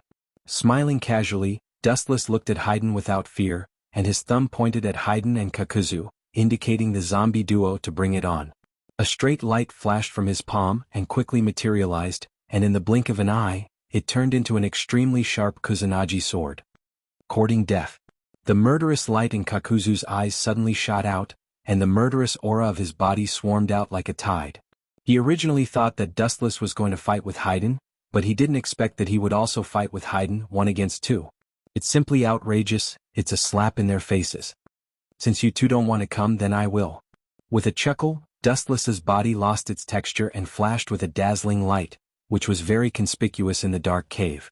The light body turned into a straight golden light and went straight out, disappearing in an instant. So fast. The members of the Akatsuki were stunned, and even the calm Uchiha Itachi's face changed slightly, and he frowned. His big brother was indeed a bit evil. Only Pain, Konan, and Kisame could keep their faces unchanged, and only Pain, who fought with Dustless in the past. Chapter 178. Seeing Dustless suddenly and strangely disappear, Fei Duan and Jiao were both stunned. Immediately, in the dark space, a cold light suddenly streaked across the air. Fei Duan almost instinctively picked up the red 3-section scythe in his hand to block. Clang! The buzzing sound of the collision of steel resounded, and the sparks were particularly dazzling. Through the faint light that disappeared in a flash, they could clearly see Dustless with a smile on his face. It seemed that he was surprised that Haydn could resist his attack, and there were faint ripples in his pupils. This guy. What a powerful force. Feeling the tremendous power imparted by the scarlet scythe, Fei Duan's expression changed drastically. He sucked in a breath of cold air and revealed a look of astonishment and shock. In that instant of confrontation, his arm was shaken to the point of numbness. Because he couldn't withstand the impact of the tremendous power, his body was forced back several steps before he could barely withstand the slash. Do you even put me in your eyes? A cold and hoarse voice sounded, and then there was a shrill sound. Looking up, they saw a flash of lightning appearing in the palm of Kakuzu. They could clearly see the silver lightning dagger. Whoosh! The sound of a whistling sound sounded, and then they saw the silver dagger whistling through the air. The crackling sound of thunder obviously showed that this ninjutsu was not simple, and it wanted to penetrate Dustless's chest. Insignificant skill. Wu Chen's tranquil eyes stared at the approaching blade light. He didn't move from the beginning to the end, quietly and calmly waiting for the arrival of the butcher's knife. His deep and bright eyes were calm and composed. His whole body was suffused with a golden luster, as gentle as the sun, giving people a warm and serene feeling. Pretentious brat. Her nose wrinkled slightly, and there were some faint ripples in Conan's beautiful pupils. She immediately whispered in dissatisfaction. Even if Dustless was now an adult, perhaps her impression of him was still the brat from the beginning. Although Conan's voice was as soft as a mosquito, someone still heard it. Pain turned his head and looked at Conan in surprise. He immediately bowed his head and pondered. There was a faint light in the depths of his eyes, and then he recovered his calmness. The sharp silver light was about to penetrate Dustless. Looking at it, the sharp blade condensed by lightning went straight through Dustless's body. The thunder-long blade was like a stone in the sea. Dustless's body was covered with golden waves, and he immediately shuttled through it. On the other side, Haydn was bloody unlucky. Poochie. A piercing pain spread throughout his body and scarlet blood splashed out. Fei Duan subconsciously touched his chest and reached out to touch it. Then he raised his hand and stared blankly at the crimson blood in his hand. The corner of his mouth twitched violently, and a shrill scream that sounded like a pig being slaughtered resounded throughout the cave, echoing for a long time. Kakuzu, you old bastard, did you do it on purpose? Fei Duan was so angry that he was trembling. His face kept twitching as he looked at Kakuzu. His gloomy eyes were clearly saying, even if I'm immortal, you can't test my body so casually. You'll be ruined. This is an accidental injury. I didn't expect him to have such a strange ability. Kakuzu's face was gloomy, and he argued with a red face.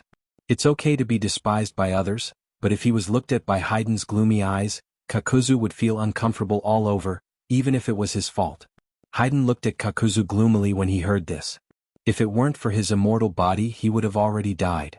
Now is not the time for you two to exchange feelings.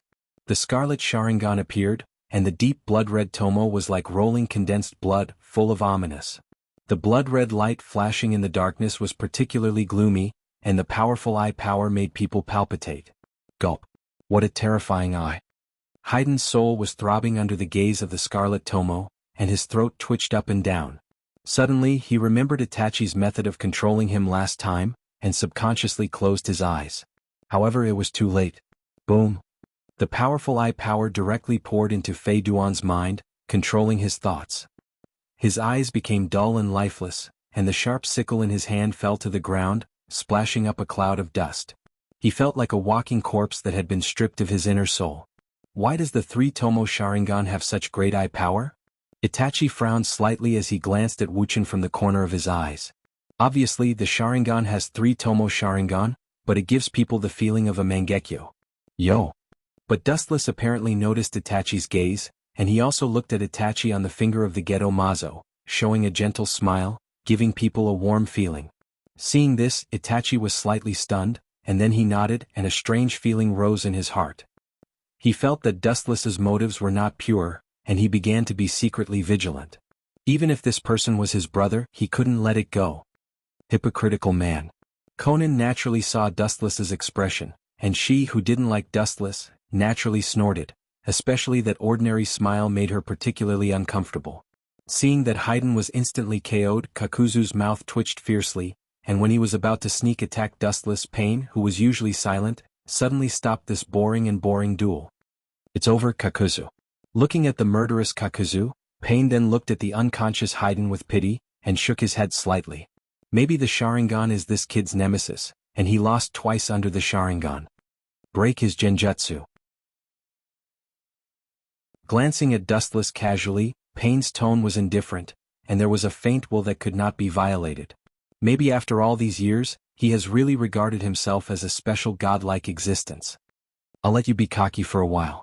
Dustless couldn't help muttering in his heart, and at the same time looking at the half-dead Haydn, he put away the scarlet-red tomo and broke Haydn's genjutsu. Chapter 179. Opening his eyes in a trance, Haydn looked at the world in front of him like a child who had just woken up, and what he saw was the old face of Kakuzu. Stand up quickly after making a fool of yourself, don't make me lose face with you. Kakuzu scolded Haydn with a gloomy expression.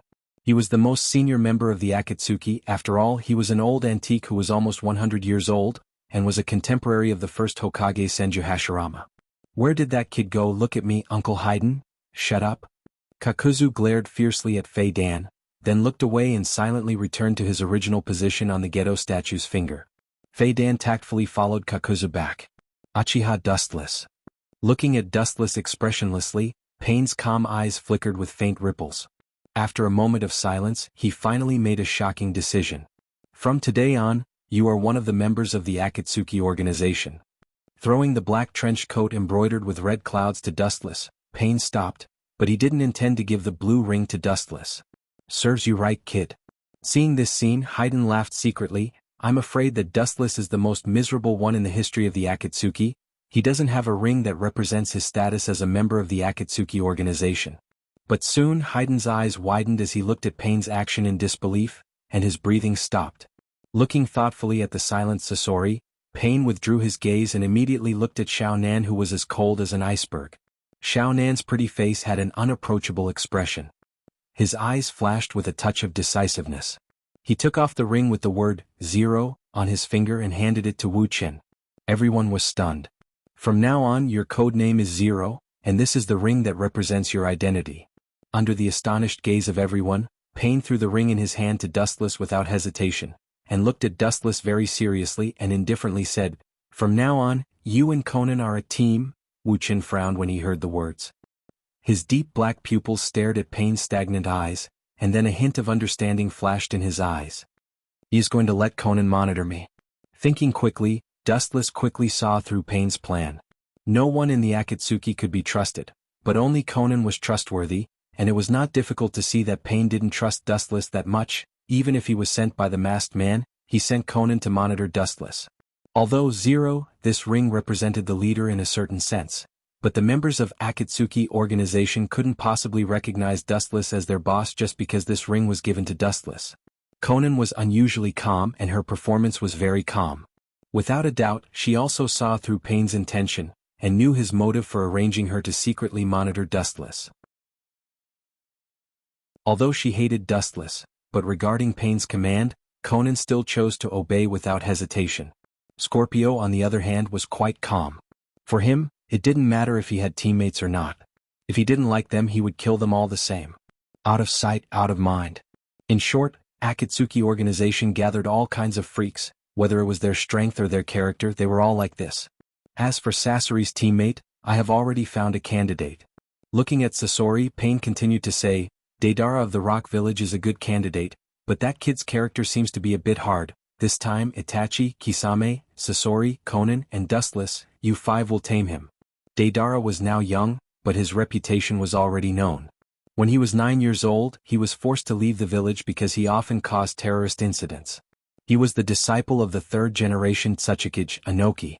Now he was 12 years old and his strength was far stronger than 3 years ago. It seems that there is a difficult task for him to join for the first time.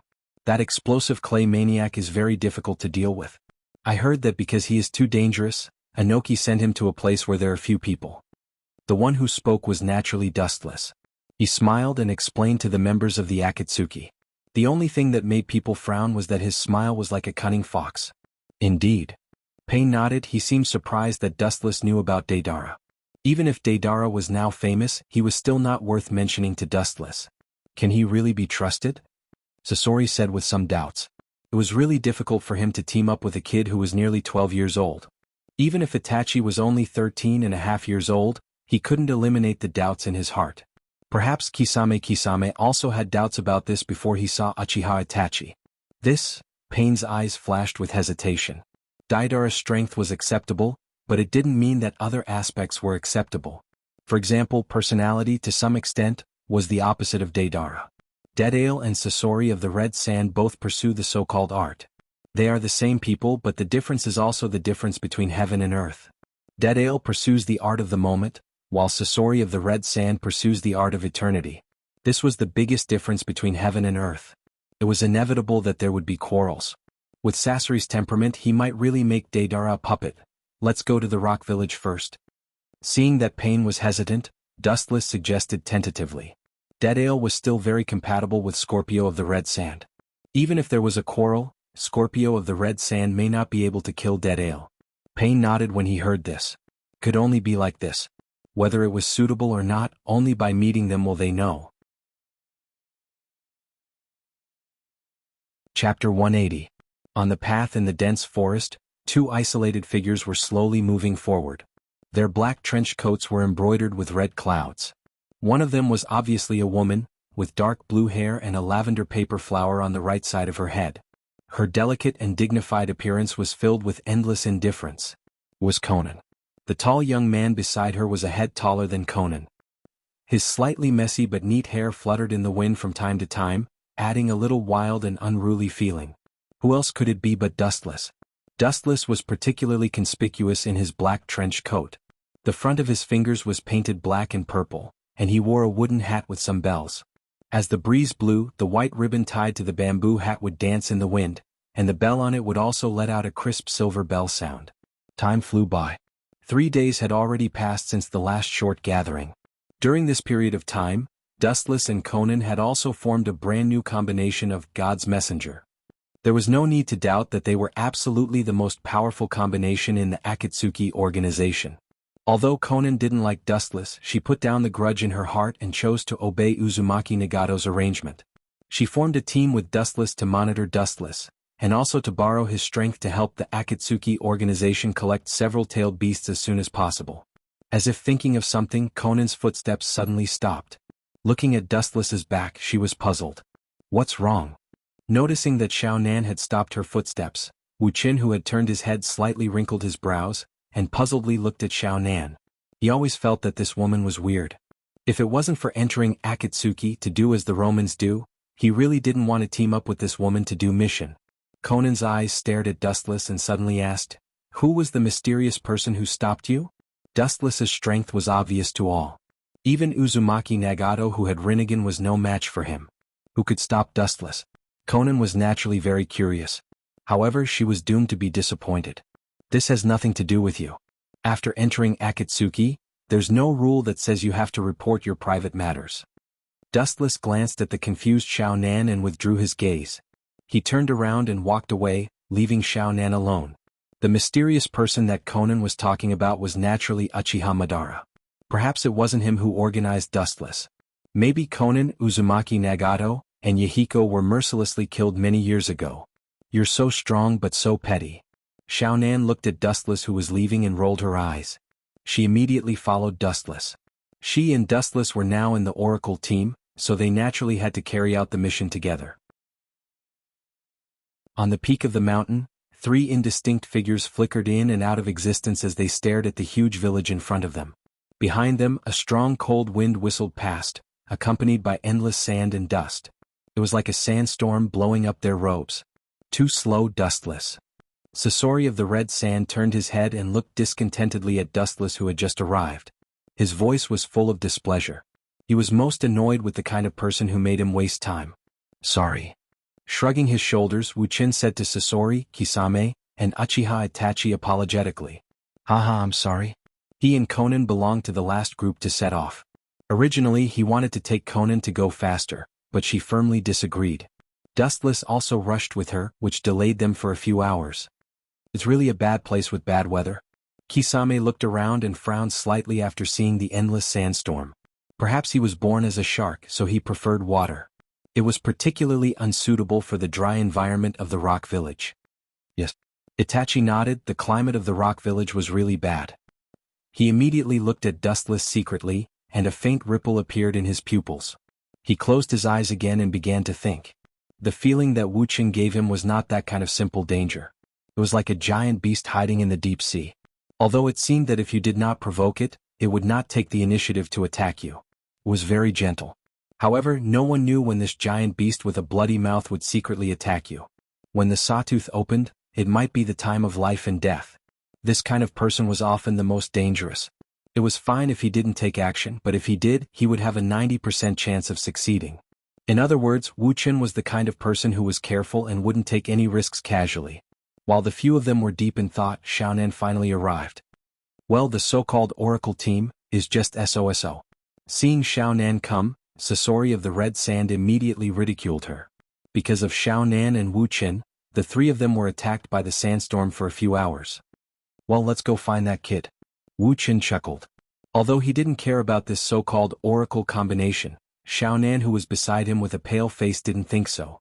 Perhaps in Conan's view, this was Sasori challenging the authority of the former pain. Let's go find Deidara first. As for other insignificant things, let's talk about it later. Seeing that Xuanhuan and Sasori of the Red Sand had signs of a fight, Wu Qin spoke to stop them. At the same time, his whole body was covered with a golden luster, like a divine rainbow cutting through the void. He went straight toward the giant village in front of him, and disappeared in the blink of an eye. It's still the same terrifying speed, it hasn't changed at all. Looking at the golden rainbow that cut the sky, Hoshigaki Kisame laughed bitterly at himself, and suddenly remembered that Dustless defeated him and Terumi Mei with overwhelming power, and his shark face was particularly complicated. Have you ever fought with him, Kisame? Uchiha Itachi asked curiously, and at the same time, it attracted the attention of Sasori and Konan, because Kisame's strength was obvious to all, and he was known as a humanoid-tailed beast. Hearing this, the bitterness on Kisame's face became more obvious, and he spread his hands, and his face was full of entanglement and helplessness. More than just fighting, if he didn't deliberately let me win, I would have died many years ago. Chapter 181. Kisame's face was full of emotion. If it weren't for Dustless holding back, he would have already died, let alone joining the Akatsuki. He clenched his huge fist tightly, but in the end he couldn't help but let it go. The self-deprecation on his thick face became clearer, and he subconsciously touched the scar on his face. Although it had completely disappeared after many years, there were still some traces left. It was also because of this reason that Kismet Ghost Shark trained himself even more crazily. He dreamed that one day, even if he couldn't surpass Wu Qin, he would at least have the power to fight with him.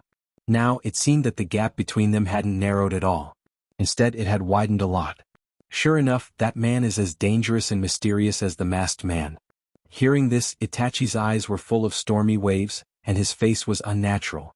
He naturally knew the strength of Kisame, and Dustless's strength was self-evident. Even if he fought against Dustless, he was afraid that it would be like a stone thrown into the sea, and he wouldn't be able to make much of a ripple. What did that guy do in the years after his death? Looking up slightly, looking at the straight beam of light that hadn't dissipated in the sky, Itachi bowed his head and thought. He really couldn't figure out what Dustless was planning in the past few years. However, there was one thing that was certain. During those few years when Dustless's secret disappeared, he was definitely doing secret things that no one knew about. My so-called big brother, what are you doing and what is your plan? Putting down his uneasy heart, Itachi's obsession with Dustless was even stronger than before. His eyes looked indifferently at the void in front of him, and then he disappeared in the direction where Dustless had disappeared. If I can turn those two brothers into my eternal works of art. Seeing that Dustless and Itachi had disappeared, Konan and Kisame also disappeared, only Sasori, whose eyes were shining, was waiting quietly. He had seen the strength of Dustless and Itachi with his own eyes. If he could make them into puppets, their combat power would definitely double. While his heart was burning, Sasori's blazing expression suddenly froze, and his heart became cold. Uchiha Itachi was already a very difficult and powerful opponent, if Wu Qin was added into the mix. For some reason, Sasori suddenly felt that if the two brothers were willing to cooperate with each other, the whole world would be theirs. In the empty lobby, countless iron giants with ghost eyes and fangs could be clearly seen. Their faces were terrible as ghosts, giving the feeling that they were demons from hell. 5 figures stood side by side, and Dustless, who came early, stood in the middle, seemed to be quietly waiting for someone to come. They began to close their eyes. Coming. Along with the voice of Wu Qin, the members of Akatsuki organization opened their eyes one after another, and rather expectantly looked at the distant immature figure. Especially Sasori of Akatsuki, but seeing that toddler's shadow, his old face immediately collapsed. Are you kidding me? You want that kid to team up with me? Red Sand Scorpion's eyes immediately darkened. Everyone, including Dustless and Xuanhuan, furrowed their brows without a trace. Although Itachi was only 13.5 years old, at least he seemed to have thoroughly matured, and his childishness had faded, but the kid coming toward him was obviously jumping, giving the feeling that he had not grown up. Don't be impatient, you can't judge a book by its cover, let's wait and see. Glancing faintly at Sasori beside him, Wu Qin calmly opened his mouth. Especially his eagle-like eyes emitted a cold light, which immediately made Sasori swallow back the words he was about to say. This guy gives people a terrible feeling. The corner of his eyes vaguely looked at Dustless, and Sasori said solemnly in his heart. Even if some people are strong, there will be a fixed boundary, and Dustless gave him a feeling like a person without any constraints, without any so-called boundary. I would like to see what's so different about him. Raising his cold eyes, Scorpio gloomily looked at the bouncing golden-haired brat in front of him. This brat's appearance coincided with the information. Obviously he was the so-called Deidara. Soon, the short and tender body stepped into the main hall. Who are you people without my permission who let you set foot here? Deidara looked at the unknown strangers in front of him, frowned slightly, and immediately said viciously. These people wore the same clothes and they obviously belonged to the same force. Thinking of what he had done in the past few years, Deidara's eyes were even more murderous. Because he accepted a lot of terrorist attacks, he offended a lot of people. These people in front of him may be hired killers. Who sent you here? Tell me, or don't even think about leaving this place alive. Looking at Dustless and the other four with hostility, Deidara's pupils were emitting a cold light, and at the same time, some white animals could be seen in his hand. They were strange creatures similar to spiders with many long legs. However, Dustless and the other four looked at this kid with a smile. This kid doesn't seem to understand the situation. Kisame stared at Deidara, who was full of murderous intent, and said very jokingly. Immediately, he looked at the explosive clay in Deidara's hand, and couldn't help but frown. This kid looks like he will die early. I really don't know what the leader sees in him. Sasori looked at Deidara disdainfully with a sneer on his face. He only thought that this kid came out to be funny and there was nothing special about him.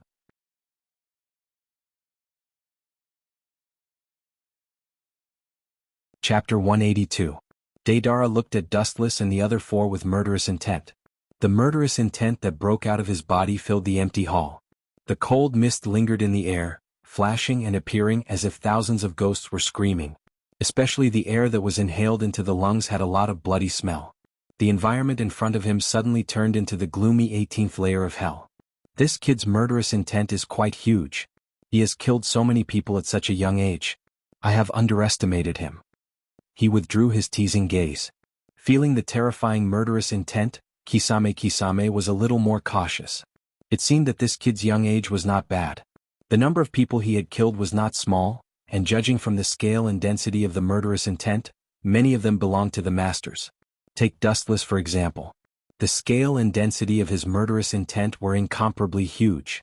Because he had killed too many people, too many masters had died in the hands of Dustless, which created his murderous intent like a god and a demon. A kid is a kid. Look at the toy in his hand. It's obviously something that only a kid of a few years old would play with. This kid is still playing with mud at such a big age. It's ridiculous. Looking at Deidara with a sneer, Sasori did not hide the contempt in his eyes. At the same time, his heart twitched fiercely. He secretly scolded himself for being so unlucky to have such a bitter and brainless teammate. Sasori's sarcasm was fatal to Deidara. He immediately scurried up like a cat whose tail was stepped on. He glared at Sasori with anger in his eyes. This is great art. You five idiots. Ordinary people like you can't understand the true meaning of art. You are all laughable and stupid secular people. When he mentioned the art, Deidara began to smile with an unprecedented excitement between his eyebrows. Then he looked at Dustless and the other four with disdain. His face was full of contempt as if he was looking at country bumpkins. He could not arouse the slightest interest. Why do I feel that this kid is so annoying? The corners of Kisame's mouth twitched fiercely. He was speechless. It's a conflict between Sasori of the Red Sand and this little kid, but the four of us are involved as well. Ridiculous. Not to mention Sasori, who was already unhappy, Dustless, Conan, Uchiha Itachi and the others nodded. This boy seems to think too highly of himself. They must let him know how much weight he has. This is a good opportunity. Deadale smiled cruelly as if he had already seen the miserable scene of the five people being blown up into pieces. His eyes flashed with a cold light as if he had already seen the miserable scene of the five people being blown up into pieces. This kid is quite capable. Dustless cast an appreciative look at Deadale when he noticed that his body was suddenly surrounded by the clay centipedes that came out of the ground. Although he had already discovered it, it was undeniable that Deadale's means were quite brilliant. Not only Dustless, but Conan, Itachi, Kisame, and Sasori also had centipedes made of clay wrapped around their bodies. Say who sent you and I can reluctantly leave you with an intact corpse. Deadale looked coldly at Dustless and the other three who were bound, and at the same time, he had already printed with one hand. The killing intent all over his body rose to the limit, and he was about to cause the clay centipedes to explode. "I'm really sorry." Dustless looked at Dead Ale with a smile, deliberately dragging his tone for Dead Ale to hear, and said softly, "Bombs are very dangerous. I'm not sure if your artistic attainments can easily control the range of the bomb and leave us with an intact corpse, so—" His pitch-black eyes narrowed, and the demonic blood-red three-tomo jade immediately appeared. "For our safety, you'd better be obedient and let us capture you." As Dustless's voice fell, Dedale's world suddenly changed, and he was stunned to find that his body was full of spiders made of explosive clay. Dedale stared blankly at the explosive spiders all over his body. The cold sweat on both sides of his forehead uncontrollably dripped down, and his body shivered uncontrollably. Perhaps when he gave the order to detonate just now, he would have been blown up into nothingness by the clay spiders all over his body. When did this happen? Looking at Dustless and the other four, Dedale's heart fell to the bottom with despair. "It turns out that your art can't resist my genjutsu. It seems that you should join the Akatsuki, which is our organization." Deidara must join the Akatsuki. Faced with such a dilemma, he had no choice but to join. Anyway, this guy was the kind of person who wasn't welcomed in the Rock Village. The villagers of the Rock Village also avoided this crazy bomber. Therefore, the third Tsuchiki Jinoki isolated this kid. "What if I say I'm not interested?" Looking gloomily at Dustless, who was standing indifferently, as if everything was under his control, Dead Ale coldly asked. The corner of his eyes glanced at the clay spiders all over his body, and his expression became colder, and his unwavering tone faintly revealed the taste of death. "This is very simple, as long as I take the opportunity to get rid of you before I leave." Kisame took a few steps forward, and the bandage on his back was released, revealing the dense barbs, which were extraordinarily sharp, and it seemed that they could easily pierce steel. It was obvious what kind of miserable end would happen to people who were injured. Kisame's face was full of killing intent, and his murderous intent was more terrifying than the previous Dead Ale. The murderous intent in his body continued to overflow, and the size of the muscles on his hands also increased, and he stretched out his disgusting big tongue, as if he couldn't wait to devour Dead Ale. "This old man's disciple is not someone you can touch, damn Akatsuki." Under the unprecedented pressure of death, Deidara's will was inevitably shaken. Just when he was about to consider whether to accept the condition of Akatsuki, or not, an aged but full of energy roar exploded in the sky, and soon boundless chakra descended. In the lobby where Dustless and the others were, they were immediately surrounded by a white enchantment, isolating the outside matter, and there was a circular light inside the enchantment. Dust release, primordial world stripping technique. Chapter 183. A white brilliance appeared in front of Wuchen and the others. Itachi and Konan, who was beside Wuchen, dodged the terrible halo one after another. Within the area covered by the white light, everything showed signs of decay, and there were faint signs of collapse. One could feel the power that made one's heart palpitate. The purest form of destruction gave one the feeling that the world had come to an end. "Get out of the range of that jutsu." Seeing that Wu Chen was motionless like a sculpture, Xuanhuan immediately shouted at him.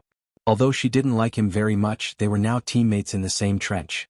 All the grievances and entanglements in the past had disappeared along with it. "Don't worry, he can't hurt me."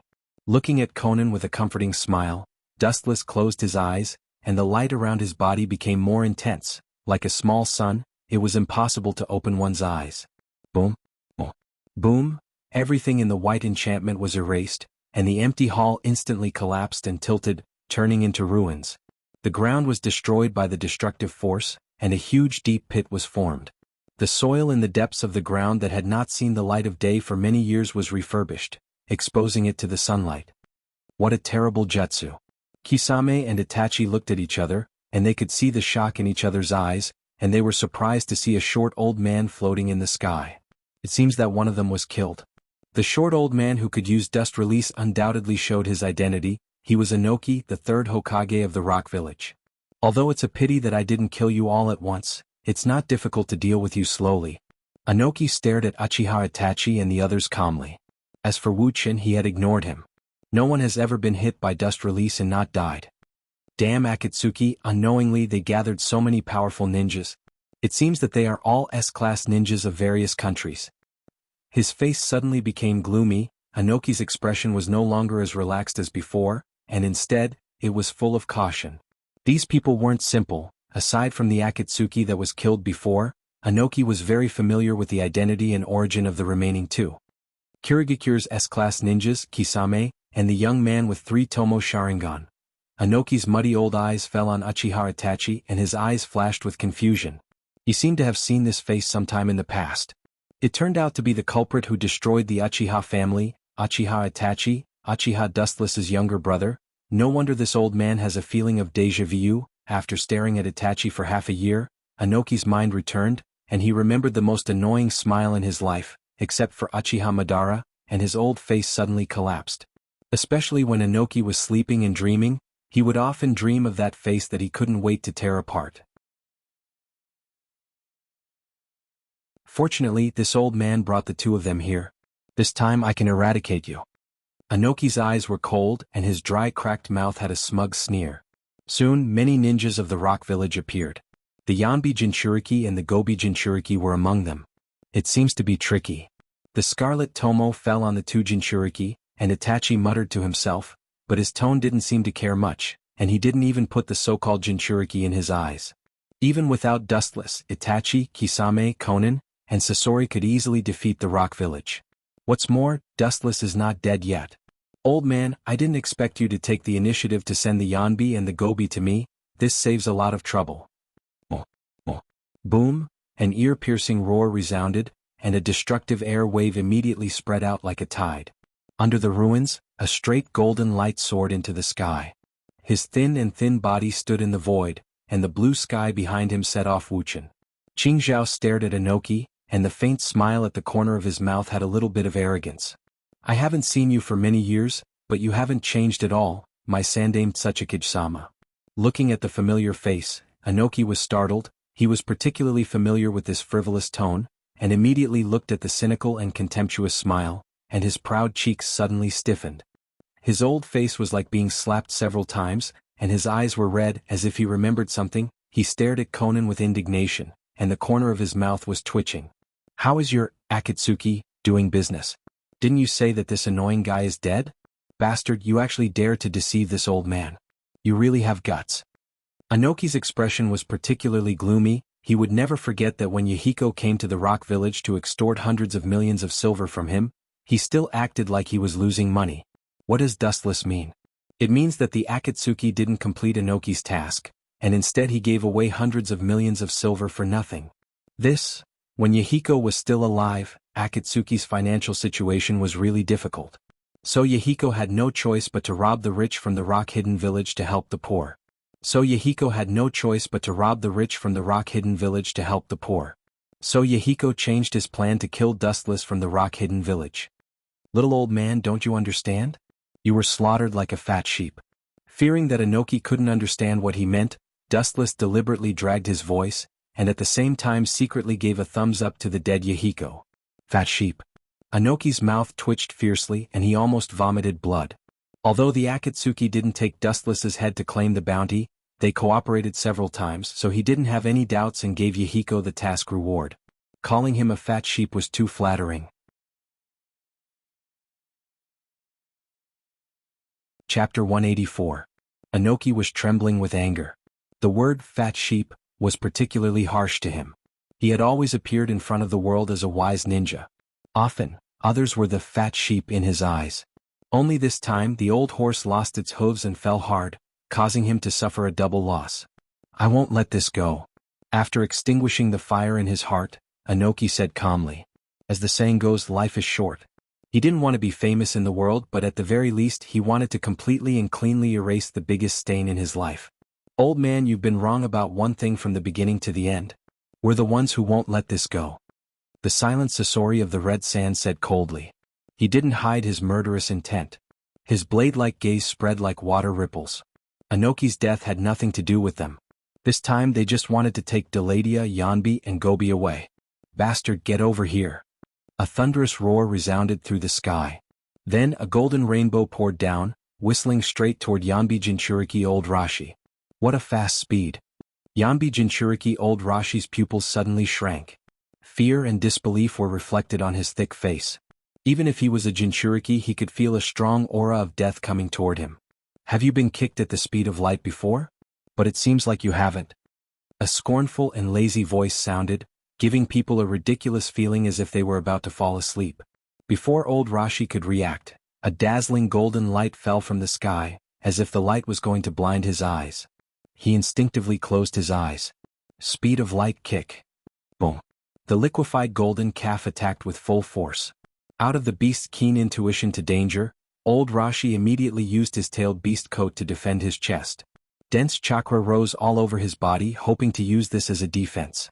Even so, he was still savagely knocked away by the unparalleled force. Boom. Old Rashi, who was wearing the tailed beast coat, flew out upside down, penetrating the mountain behind him. He whistled out like a cannonball, unstoppable. Boom boom boom. On the enormous mountain, a deep crater could be clearly seen. The broken cracks were as messy as a spider web. Old Purple's eyes were lifeless and his body was stuck in it.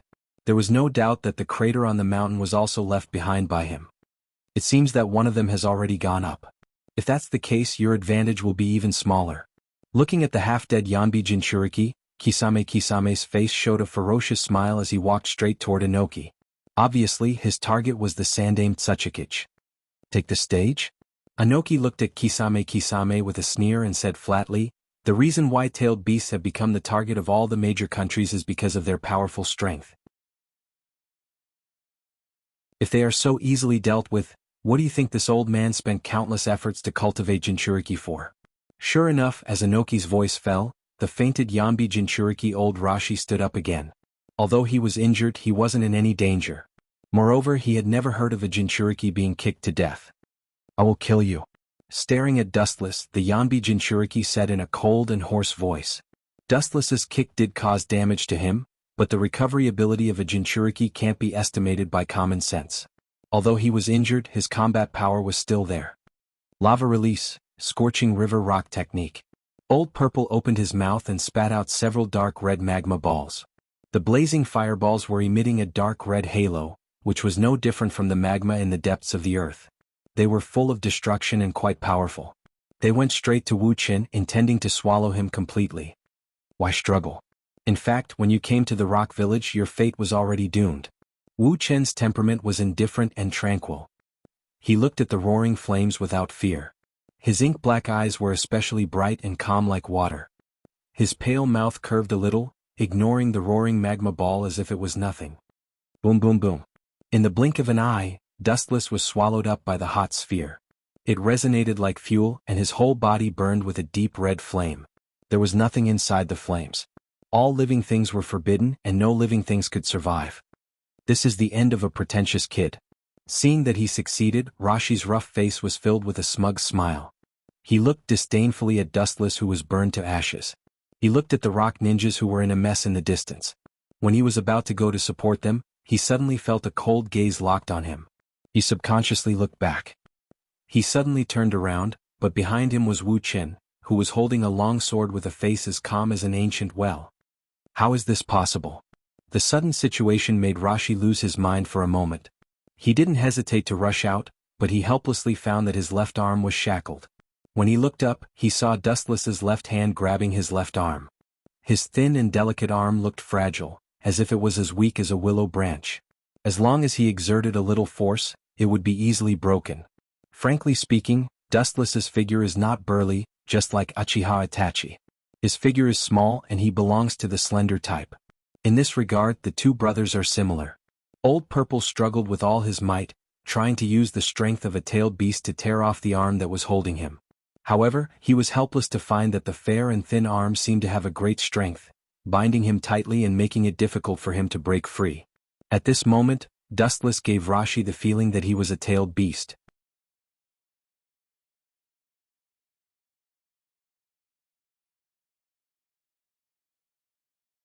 Woo woo woo, a beast-like roar came out of Old Purple's throat. The cold beast's roar was like the screams of thousands of ghosts, freezing the flowing air and making it particularly oppressive. Everyone's heart was covered with a layer of dark clouds.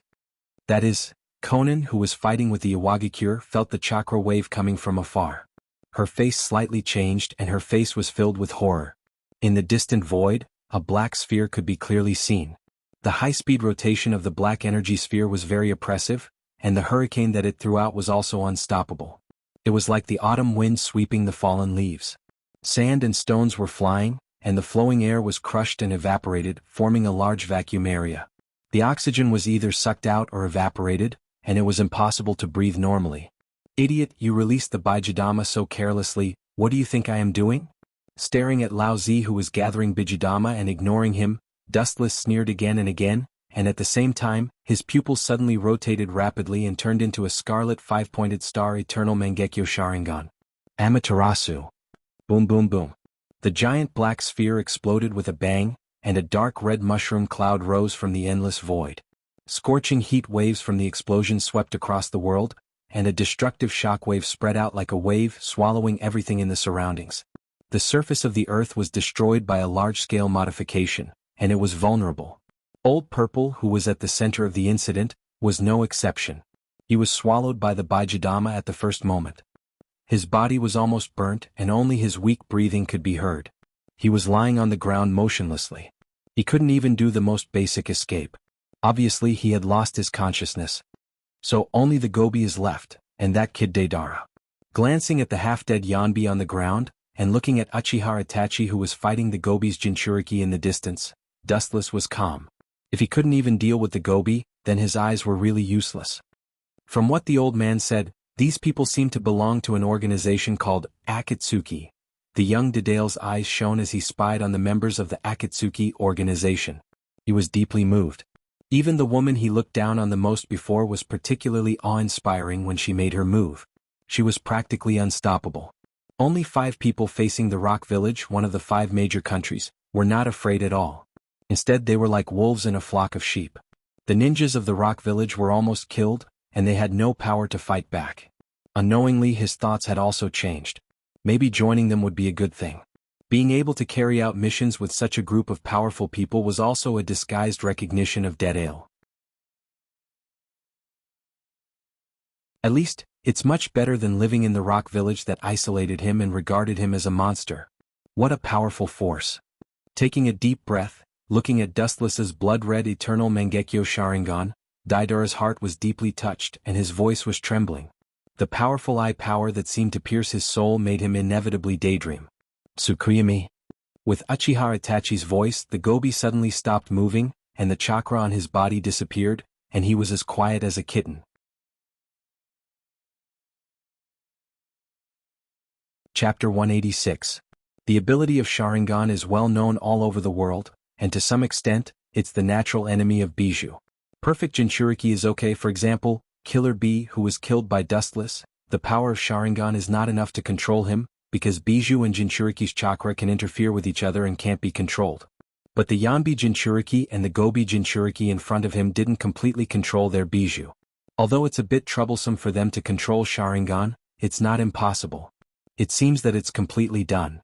Looking at the unconscious Yanbi Jinchuriki on the ground and the Gobi Jinchuriki that was controlled by Itachi, Dustless then grabbed the dying Rashi with one hand and flew towards Conan and the others. Looking around, the entire battlefield was bloody, and the ground was forcibly changed. Without exception, all the ninjas of the Rock Village were dead.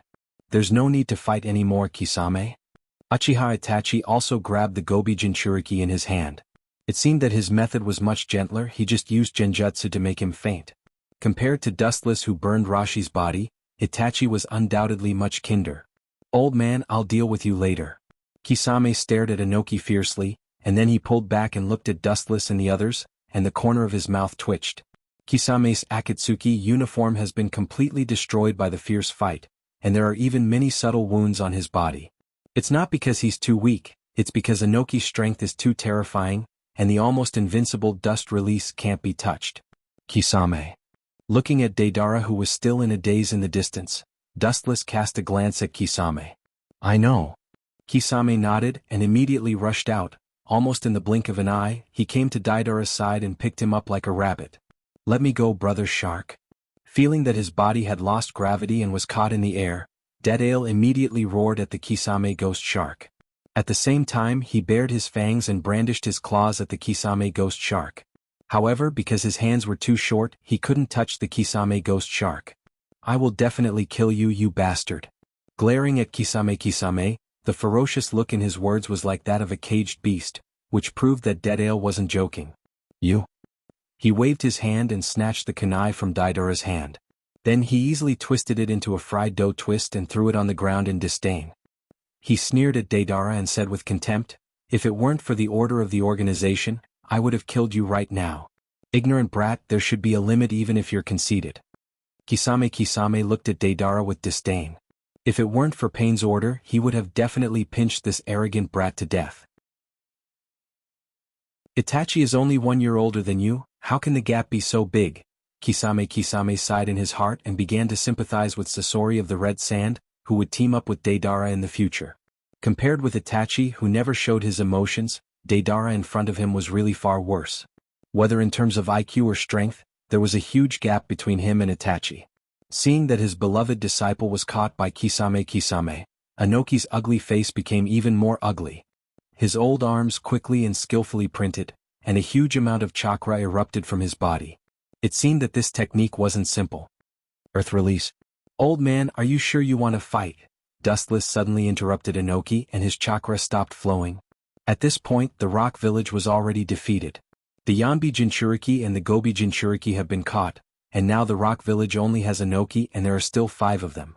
It's almost a one-sided situation. Even if the entire rock village is slaughtered today, Anoki can only watch. "Uchiha Dustless, what is your purpose for capturing the tailed beast?" Anoki suppressed the fire in his heart and asked gloomily. The murderous aura emitted from his pupils was like a knife, which made people shudder with fear. He faintly had a commanding tone. At the same time, he began to think about Akatsuki's purpose of robbing the beast. "Old man, you don't seem to understand the situation." Hearing Anoki's commanding tone, Dustless slightly frowned and sneered, "Purpose? We are not the ninjas of the rock village. You are the so-called Tsuchikage and you don't seem to be qualified to order us. Even if this is the rock village, do you think you can stop us?" Wu Qin sneered, attacking Anoki mercilessly. His voice was deliberately filled with chakra, lingering in the sky for a long time without dispersing. "You." Anoki's mouth twitched and his old face became even more ugly. Indeed, as Dustless said, even if Dustless and the other 4 went away, he couldn't stop them. As for collecting the tailed beast, speaking of this, Dustless smirked and said, "Of course it's for world peace." What Dust said was true. Whether it was during Yahiko's period, Uzumaki Nagato's period, or later, Uchiha Obito's period, they all had the most essential purpose, world peace, including Uchiha Madara's infinite Tsukuyami, which was actually yearning for peace. However, these words were particularly harsh in Anoki's ears. "Ridiculous in my opinion, you are the most direct cause of the world's turmoil." Anoki immediately sneered. If Dustless and Akatsuki were chasing the so-called peace, then the 5 major powers and other ninja villages were the root of the scourge of the world. In other words, he was an out-and-out great villain.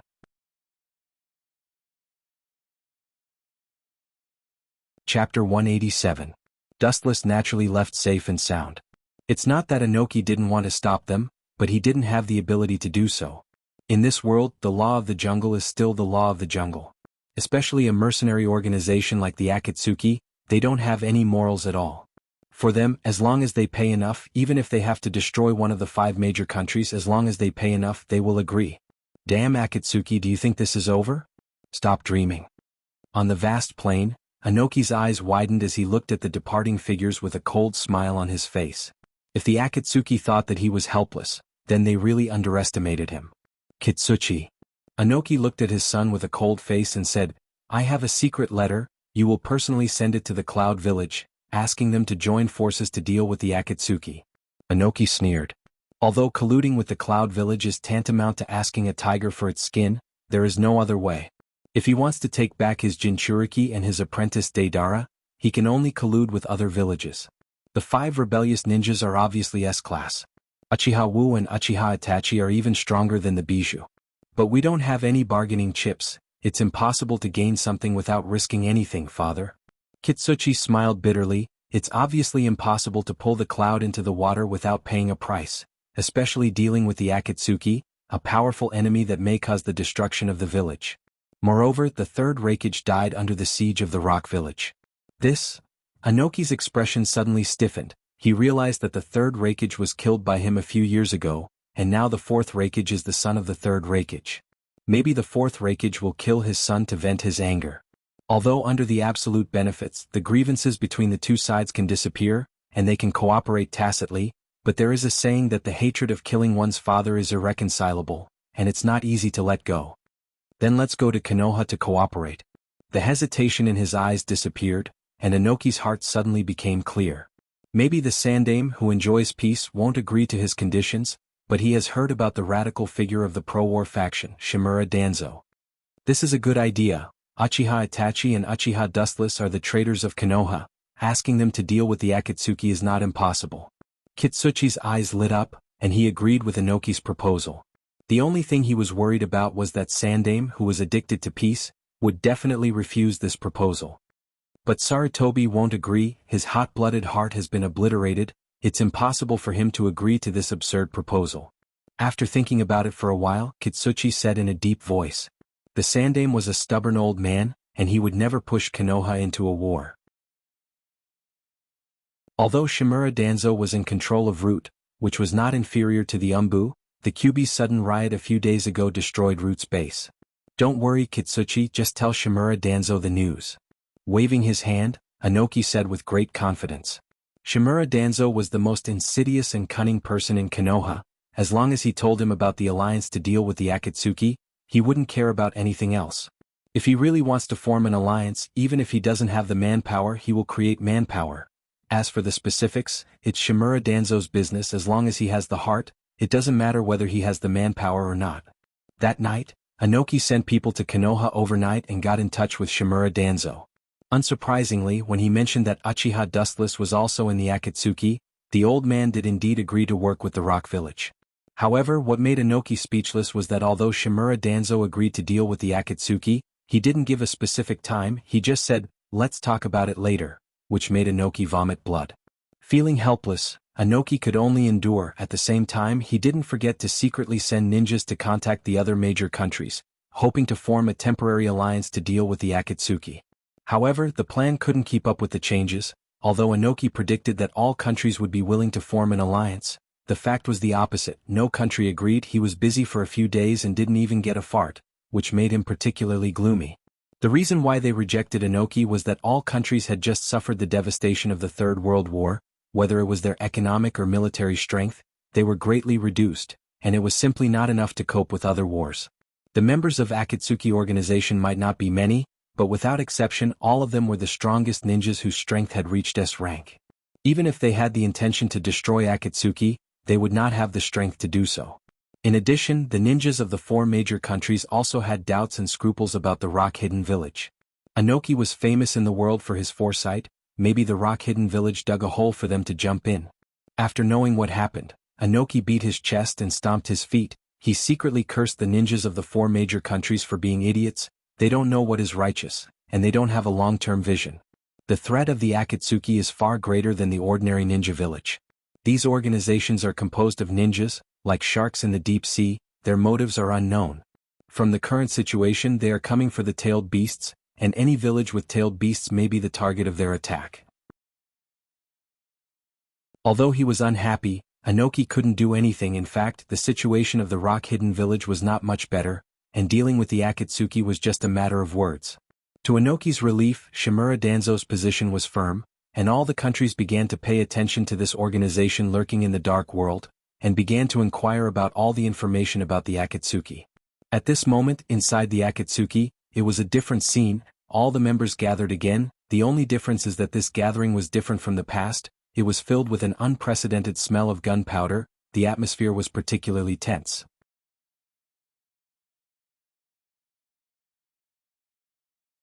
Chapter 188. Deidara was holding countless clay spiders in his hand. His expression and meaning were quite real. These small spiders made of explosive clay were vivid and lifelike, giving people a feeling as if they were living things. If placed in the 3D world of Dustless's previous life, then Deidara could be said to be a top-notch art master. However, in the eyes of Akatsuki, these little things were really annoying and funny, especially Sasori, who was about to form a team with Deidara. He directly flew into a rage, wishing he could slap Deidara flying. "This is my art. Can you country bumpkins who haven't seen the world understand?"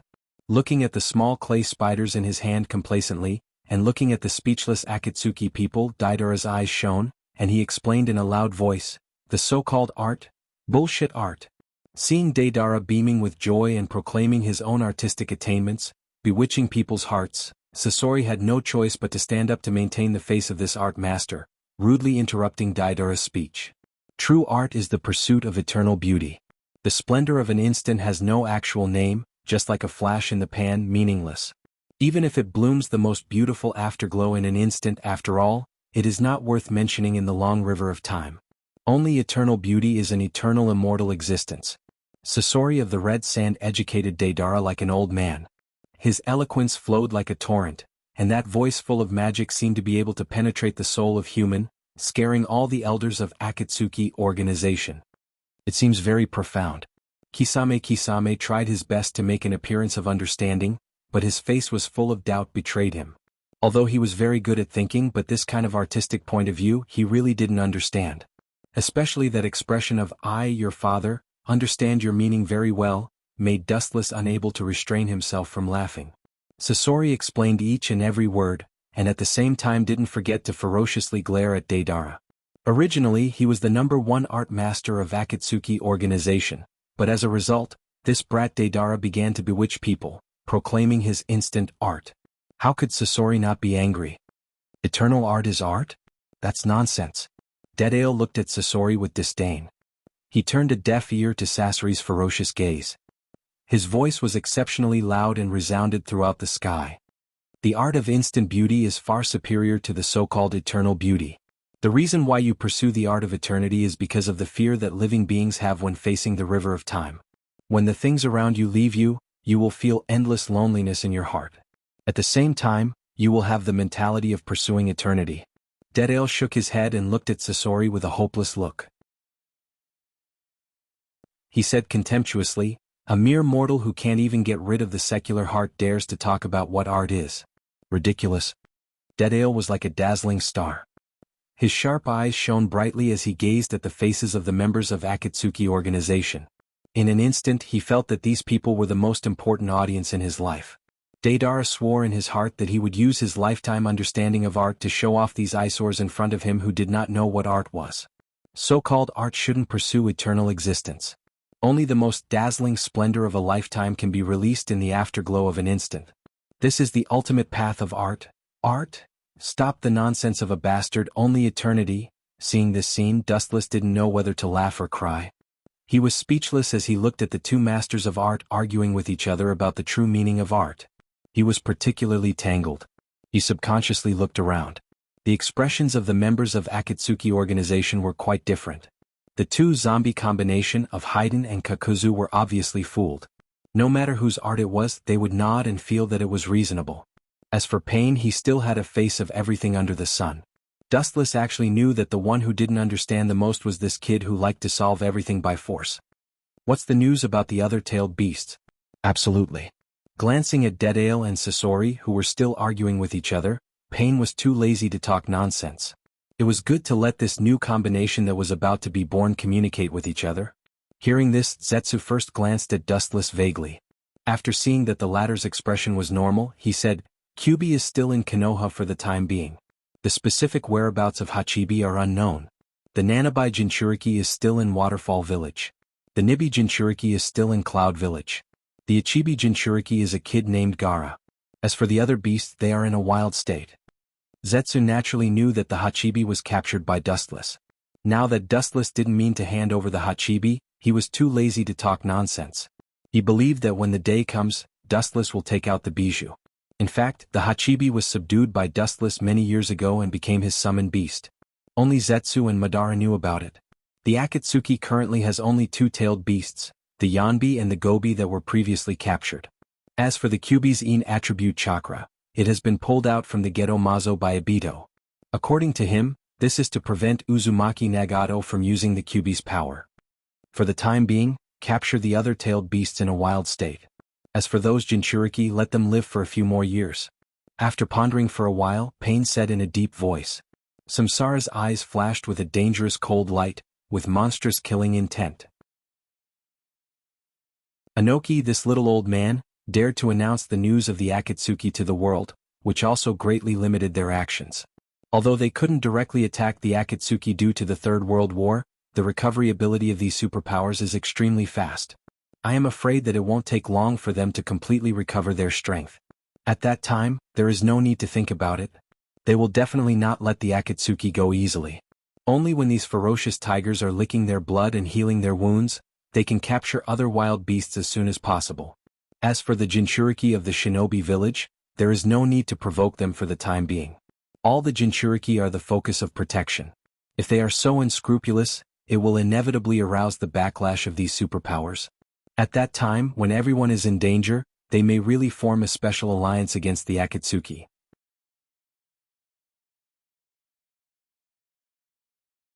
Chapter 189. The members of Akatsuki organization were all capable people from all walks of life. They were either powerful or had special abilities. For example, the immortal Haiden and Kakuzu, the absolute power combination of Itachi and Kisame, the oracle combination of Dustless and Conan, and the artistic combination that was about to be formed, all represented the different abilities of each other. Zetsu was the only independent existence in the Akatsuki, and he was solely responsible for the important task of intelligence. The intelligence was spread all over the world. Now that he said that the whereabouts of the Hachibi were unknown, how could Pain turn a deaf ear to it? He looked at Zetsu with doubt. The Hachibi is indeed untraceable. I have almost searched all over the world, but I couldn't find the Hachibi. Zetsu smiled bitterly, and his appearance was extremely realistic. He didn't look like he was lying. At the same time, he couldn't help but curse Dustless for not handing over the Hachibi. Especially Black Zetsu, he was really afraid that Pain would use the ability of Rinnegan to search his memory. Either the Hachibi has been killed or, the silent Uchiha Itachi opened his mouth, and his clear eyes revealed the light of wisdom as he said in a deep voice, "It has been captured and turned into a special existence similar to a psychic beast." Itachi hit the nail on the head and immediately pointed out the problem. It is indeed possible. Pain heard this and nodded. The bijou was very powerful for the world and chakra was almost infinite. It had the absolute strength to destroy the world and was almost invincible in the world. It was an existence that couldn't be resisted, but it also varied from person to person. Not to mention the Hachibi, even the Kyubi would only have a dead end. Therefore it sounded a bit shocking that the Hachibi was killed or captured by someone. After carefully thinking about it, it wasn't impossible. After all, there were many strong people in the world. Don't worry about the Hachibi for the time being, let's deal with the other bijou first. Waving his hand, Pain no longer worried about this issue. He wasn't the kind of person who liked to waste time. Instead of thinking about this kind of unanswered question, it was better to do something meaningful. The current wild bijou is the Rokubi who betrayed the mist not long ago. After the fall of Yagura, the Sanbai is also wild, and the Nanabai of the waterfall village. Speaking of this, Zetsu's voice hesitated. A few years ago, Obito used his Sharingan to control Yagura and carried out a bloody massacre. After that, he was overthrown by the ninjas led by Terumi Mei. Yagura was also killed and Sanbai was naturally in a wild state. Leave Waterfall Village's Jinchuriki to me and Haiden. I know that Jinchuriki. Kakuzu's oily green eyes flashed with ruthless radiance. He suddenly recalled that little girl of the past, and the hesitation in his eyes was quickly replaced by determination. Ever since he joined Akatsuki, the last bit of benevolence in his heart was thoroughly obliterated. It's not difficult to see that Kakuzu has bet everything on Akatsuki, and everything in the past has disappeared. Even if the Nanabai's Jinchuriki girl has a good relationship with him, Kakuzu swore that he won't let her go easily. The reason is that he gave everything to Waterfall Village, but Waterfall Village trampled on his contribution and made it worthless. Everyone has countless stories behind them. The sharp-eyed Dustless naturally saw Kakuzu's old face and he couldn't help but sigh in his heart. Everyone in the Akatsuki organization has countless sorrows and unbearable pasts, and Uchiha Madara is no exception. Leave the Rokubi to me and Itachi. I know the hiding place of that monster and I'm familiar with the Mist Village. I also know Yugao's Jinchuriki. Kisame said in a deep voice. He didn't have a good impression of the Mist Village. Let alone catching a bijou, even if they asked him to plot against his former teammate, he wouldn't hesitate to raise his butcher's knife. No problem. Itachi's deep and clear eyes opened as he said faintly. He didn't care that the opponent was a bijou. They had absolute confidence in taking down the so-called bijou. Especially Itachi and Kisame, the former was both intelligent and brave, and the latter was also a brave existence. Even if they were besieged by the mist, they could leave safely. As for the remaining Sanbai, Pain looked at Dustless and Conan. Obviously he wanted to give this task to them. The art group in the distance was obviously still in a quarrel. It was definitely unrealistic to give this task to them, and Deidara was still very young. He didn't have the ability to catch the Sanbai. Leave it to me. Xuanhuan took a step forward, completely ignoring whether Wu Qin agreed or not. She took it for granted and was unusually decisive. She completely and simply ignored Wu Chen's existence. No problem. Glancing at the indifferent Conan, Dustless was too lazy to argue with her. At the same time he began to calculate in his heart. In a few years Uzumaki Naruto and Uchiha Sasuke will graduate from the Ninja Academy. From then on, it will directly open the curtain of the era. 3 days later, in the mist village of the Land of Water. Staring at the giant village shrouded in mist in the distance, Dustless's heart was inevitably agitated, and he couldn't help but recall the enchanting girl from a few years ago. Now that he hasn't seen her for a few years, Terumi May has become a Mizukichi, and this woman is quite capable. She took care of the mist village in an orderly manner. It can be said that the village recovered the fastest after the 3 wars. It's really unpredictable. Let's go, Conan. After a few sighs, Dustless began to walk to the hiding place of the Sanbai provided by Zetsu. At the same time, the cold light in his eyes gathered more and more. As Zetsu said, the current Sanbai was just in a pure wild state, and no one cared about its existence. As long as he used the power of the Sharingan to bind it, there would be no problem. The only difference was that the original Sanbai was defeated by Deidara and Sasori, but now it's Conan and Dustless's turn to tame it in advance. You're tuning in to the Sword Dance in the Vast Sky YouTube channel. Don't forget to subscribe and join us on this journey to catch the most captivating stories.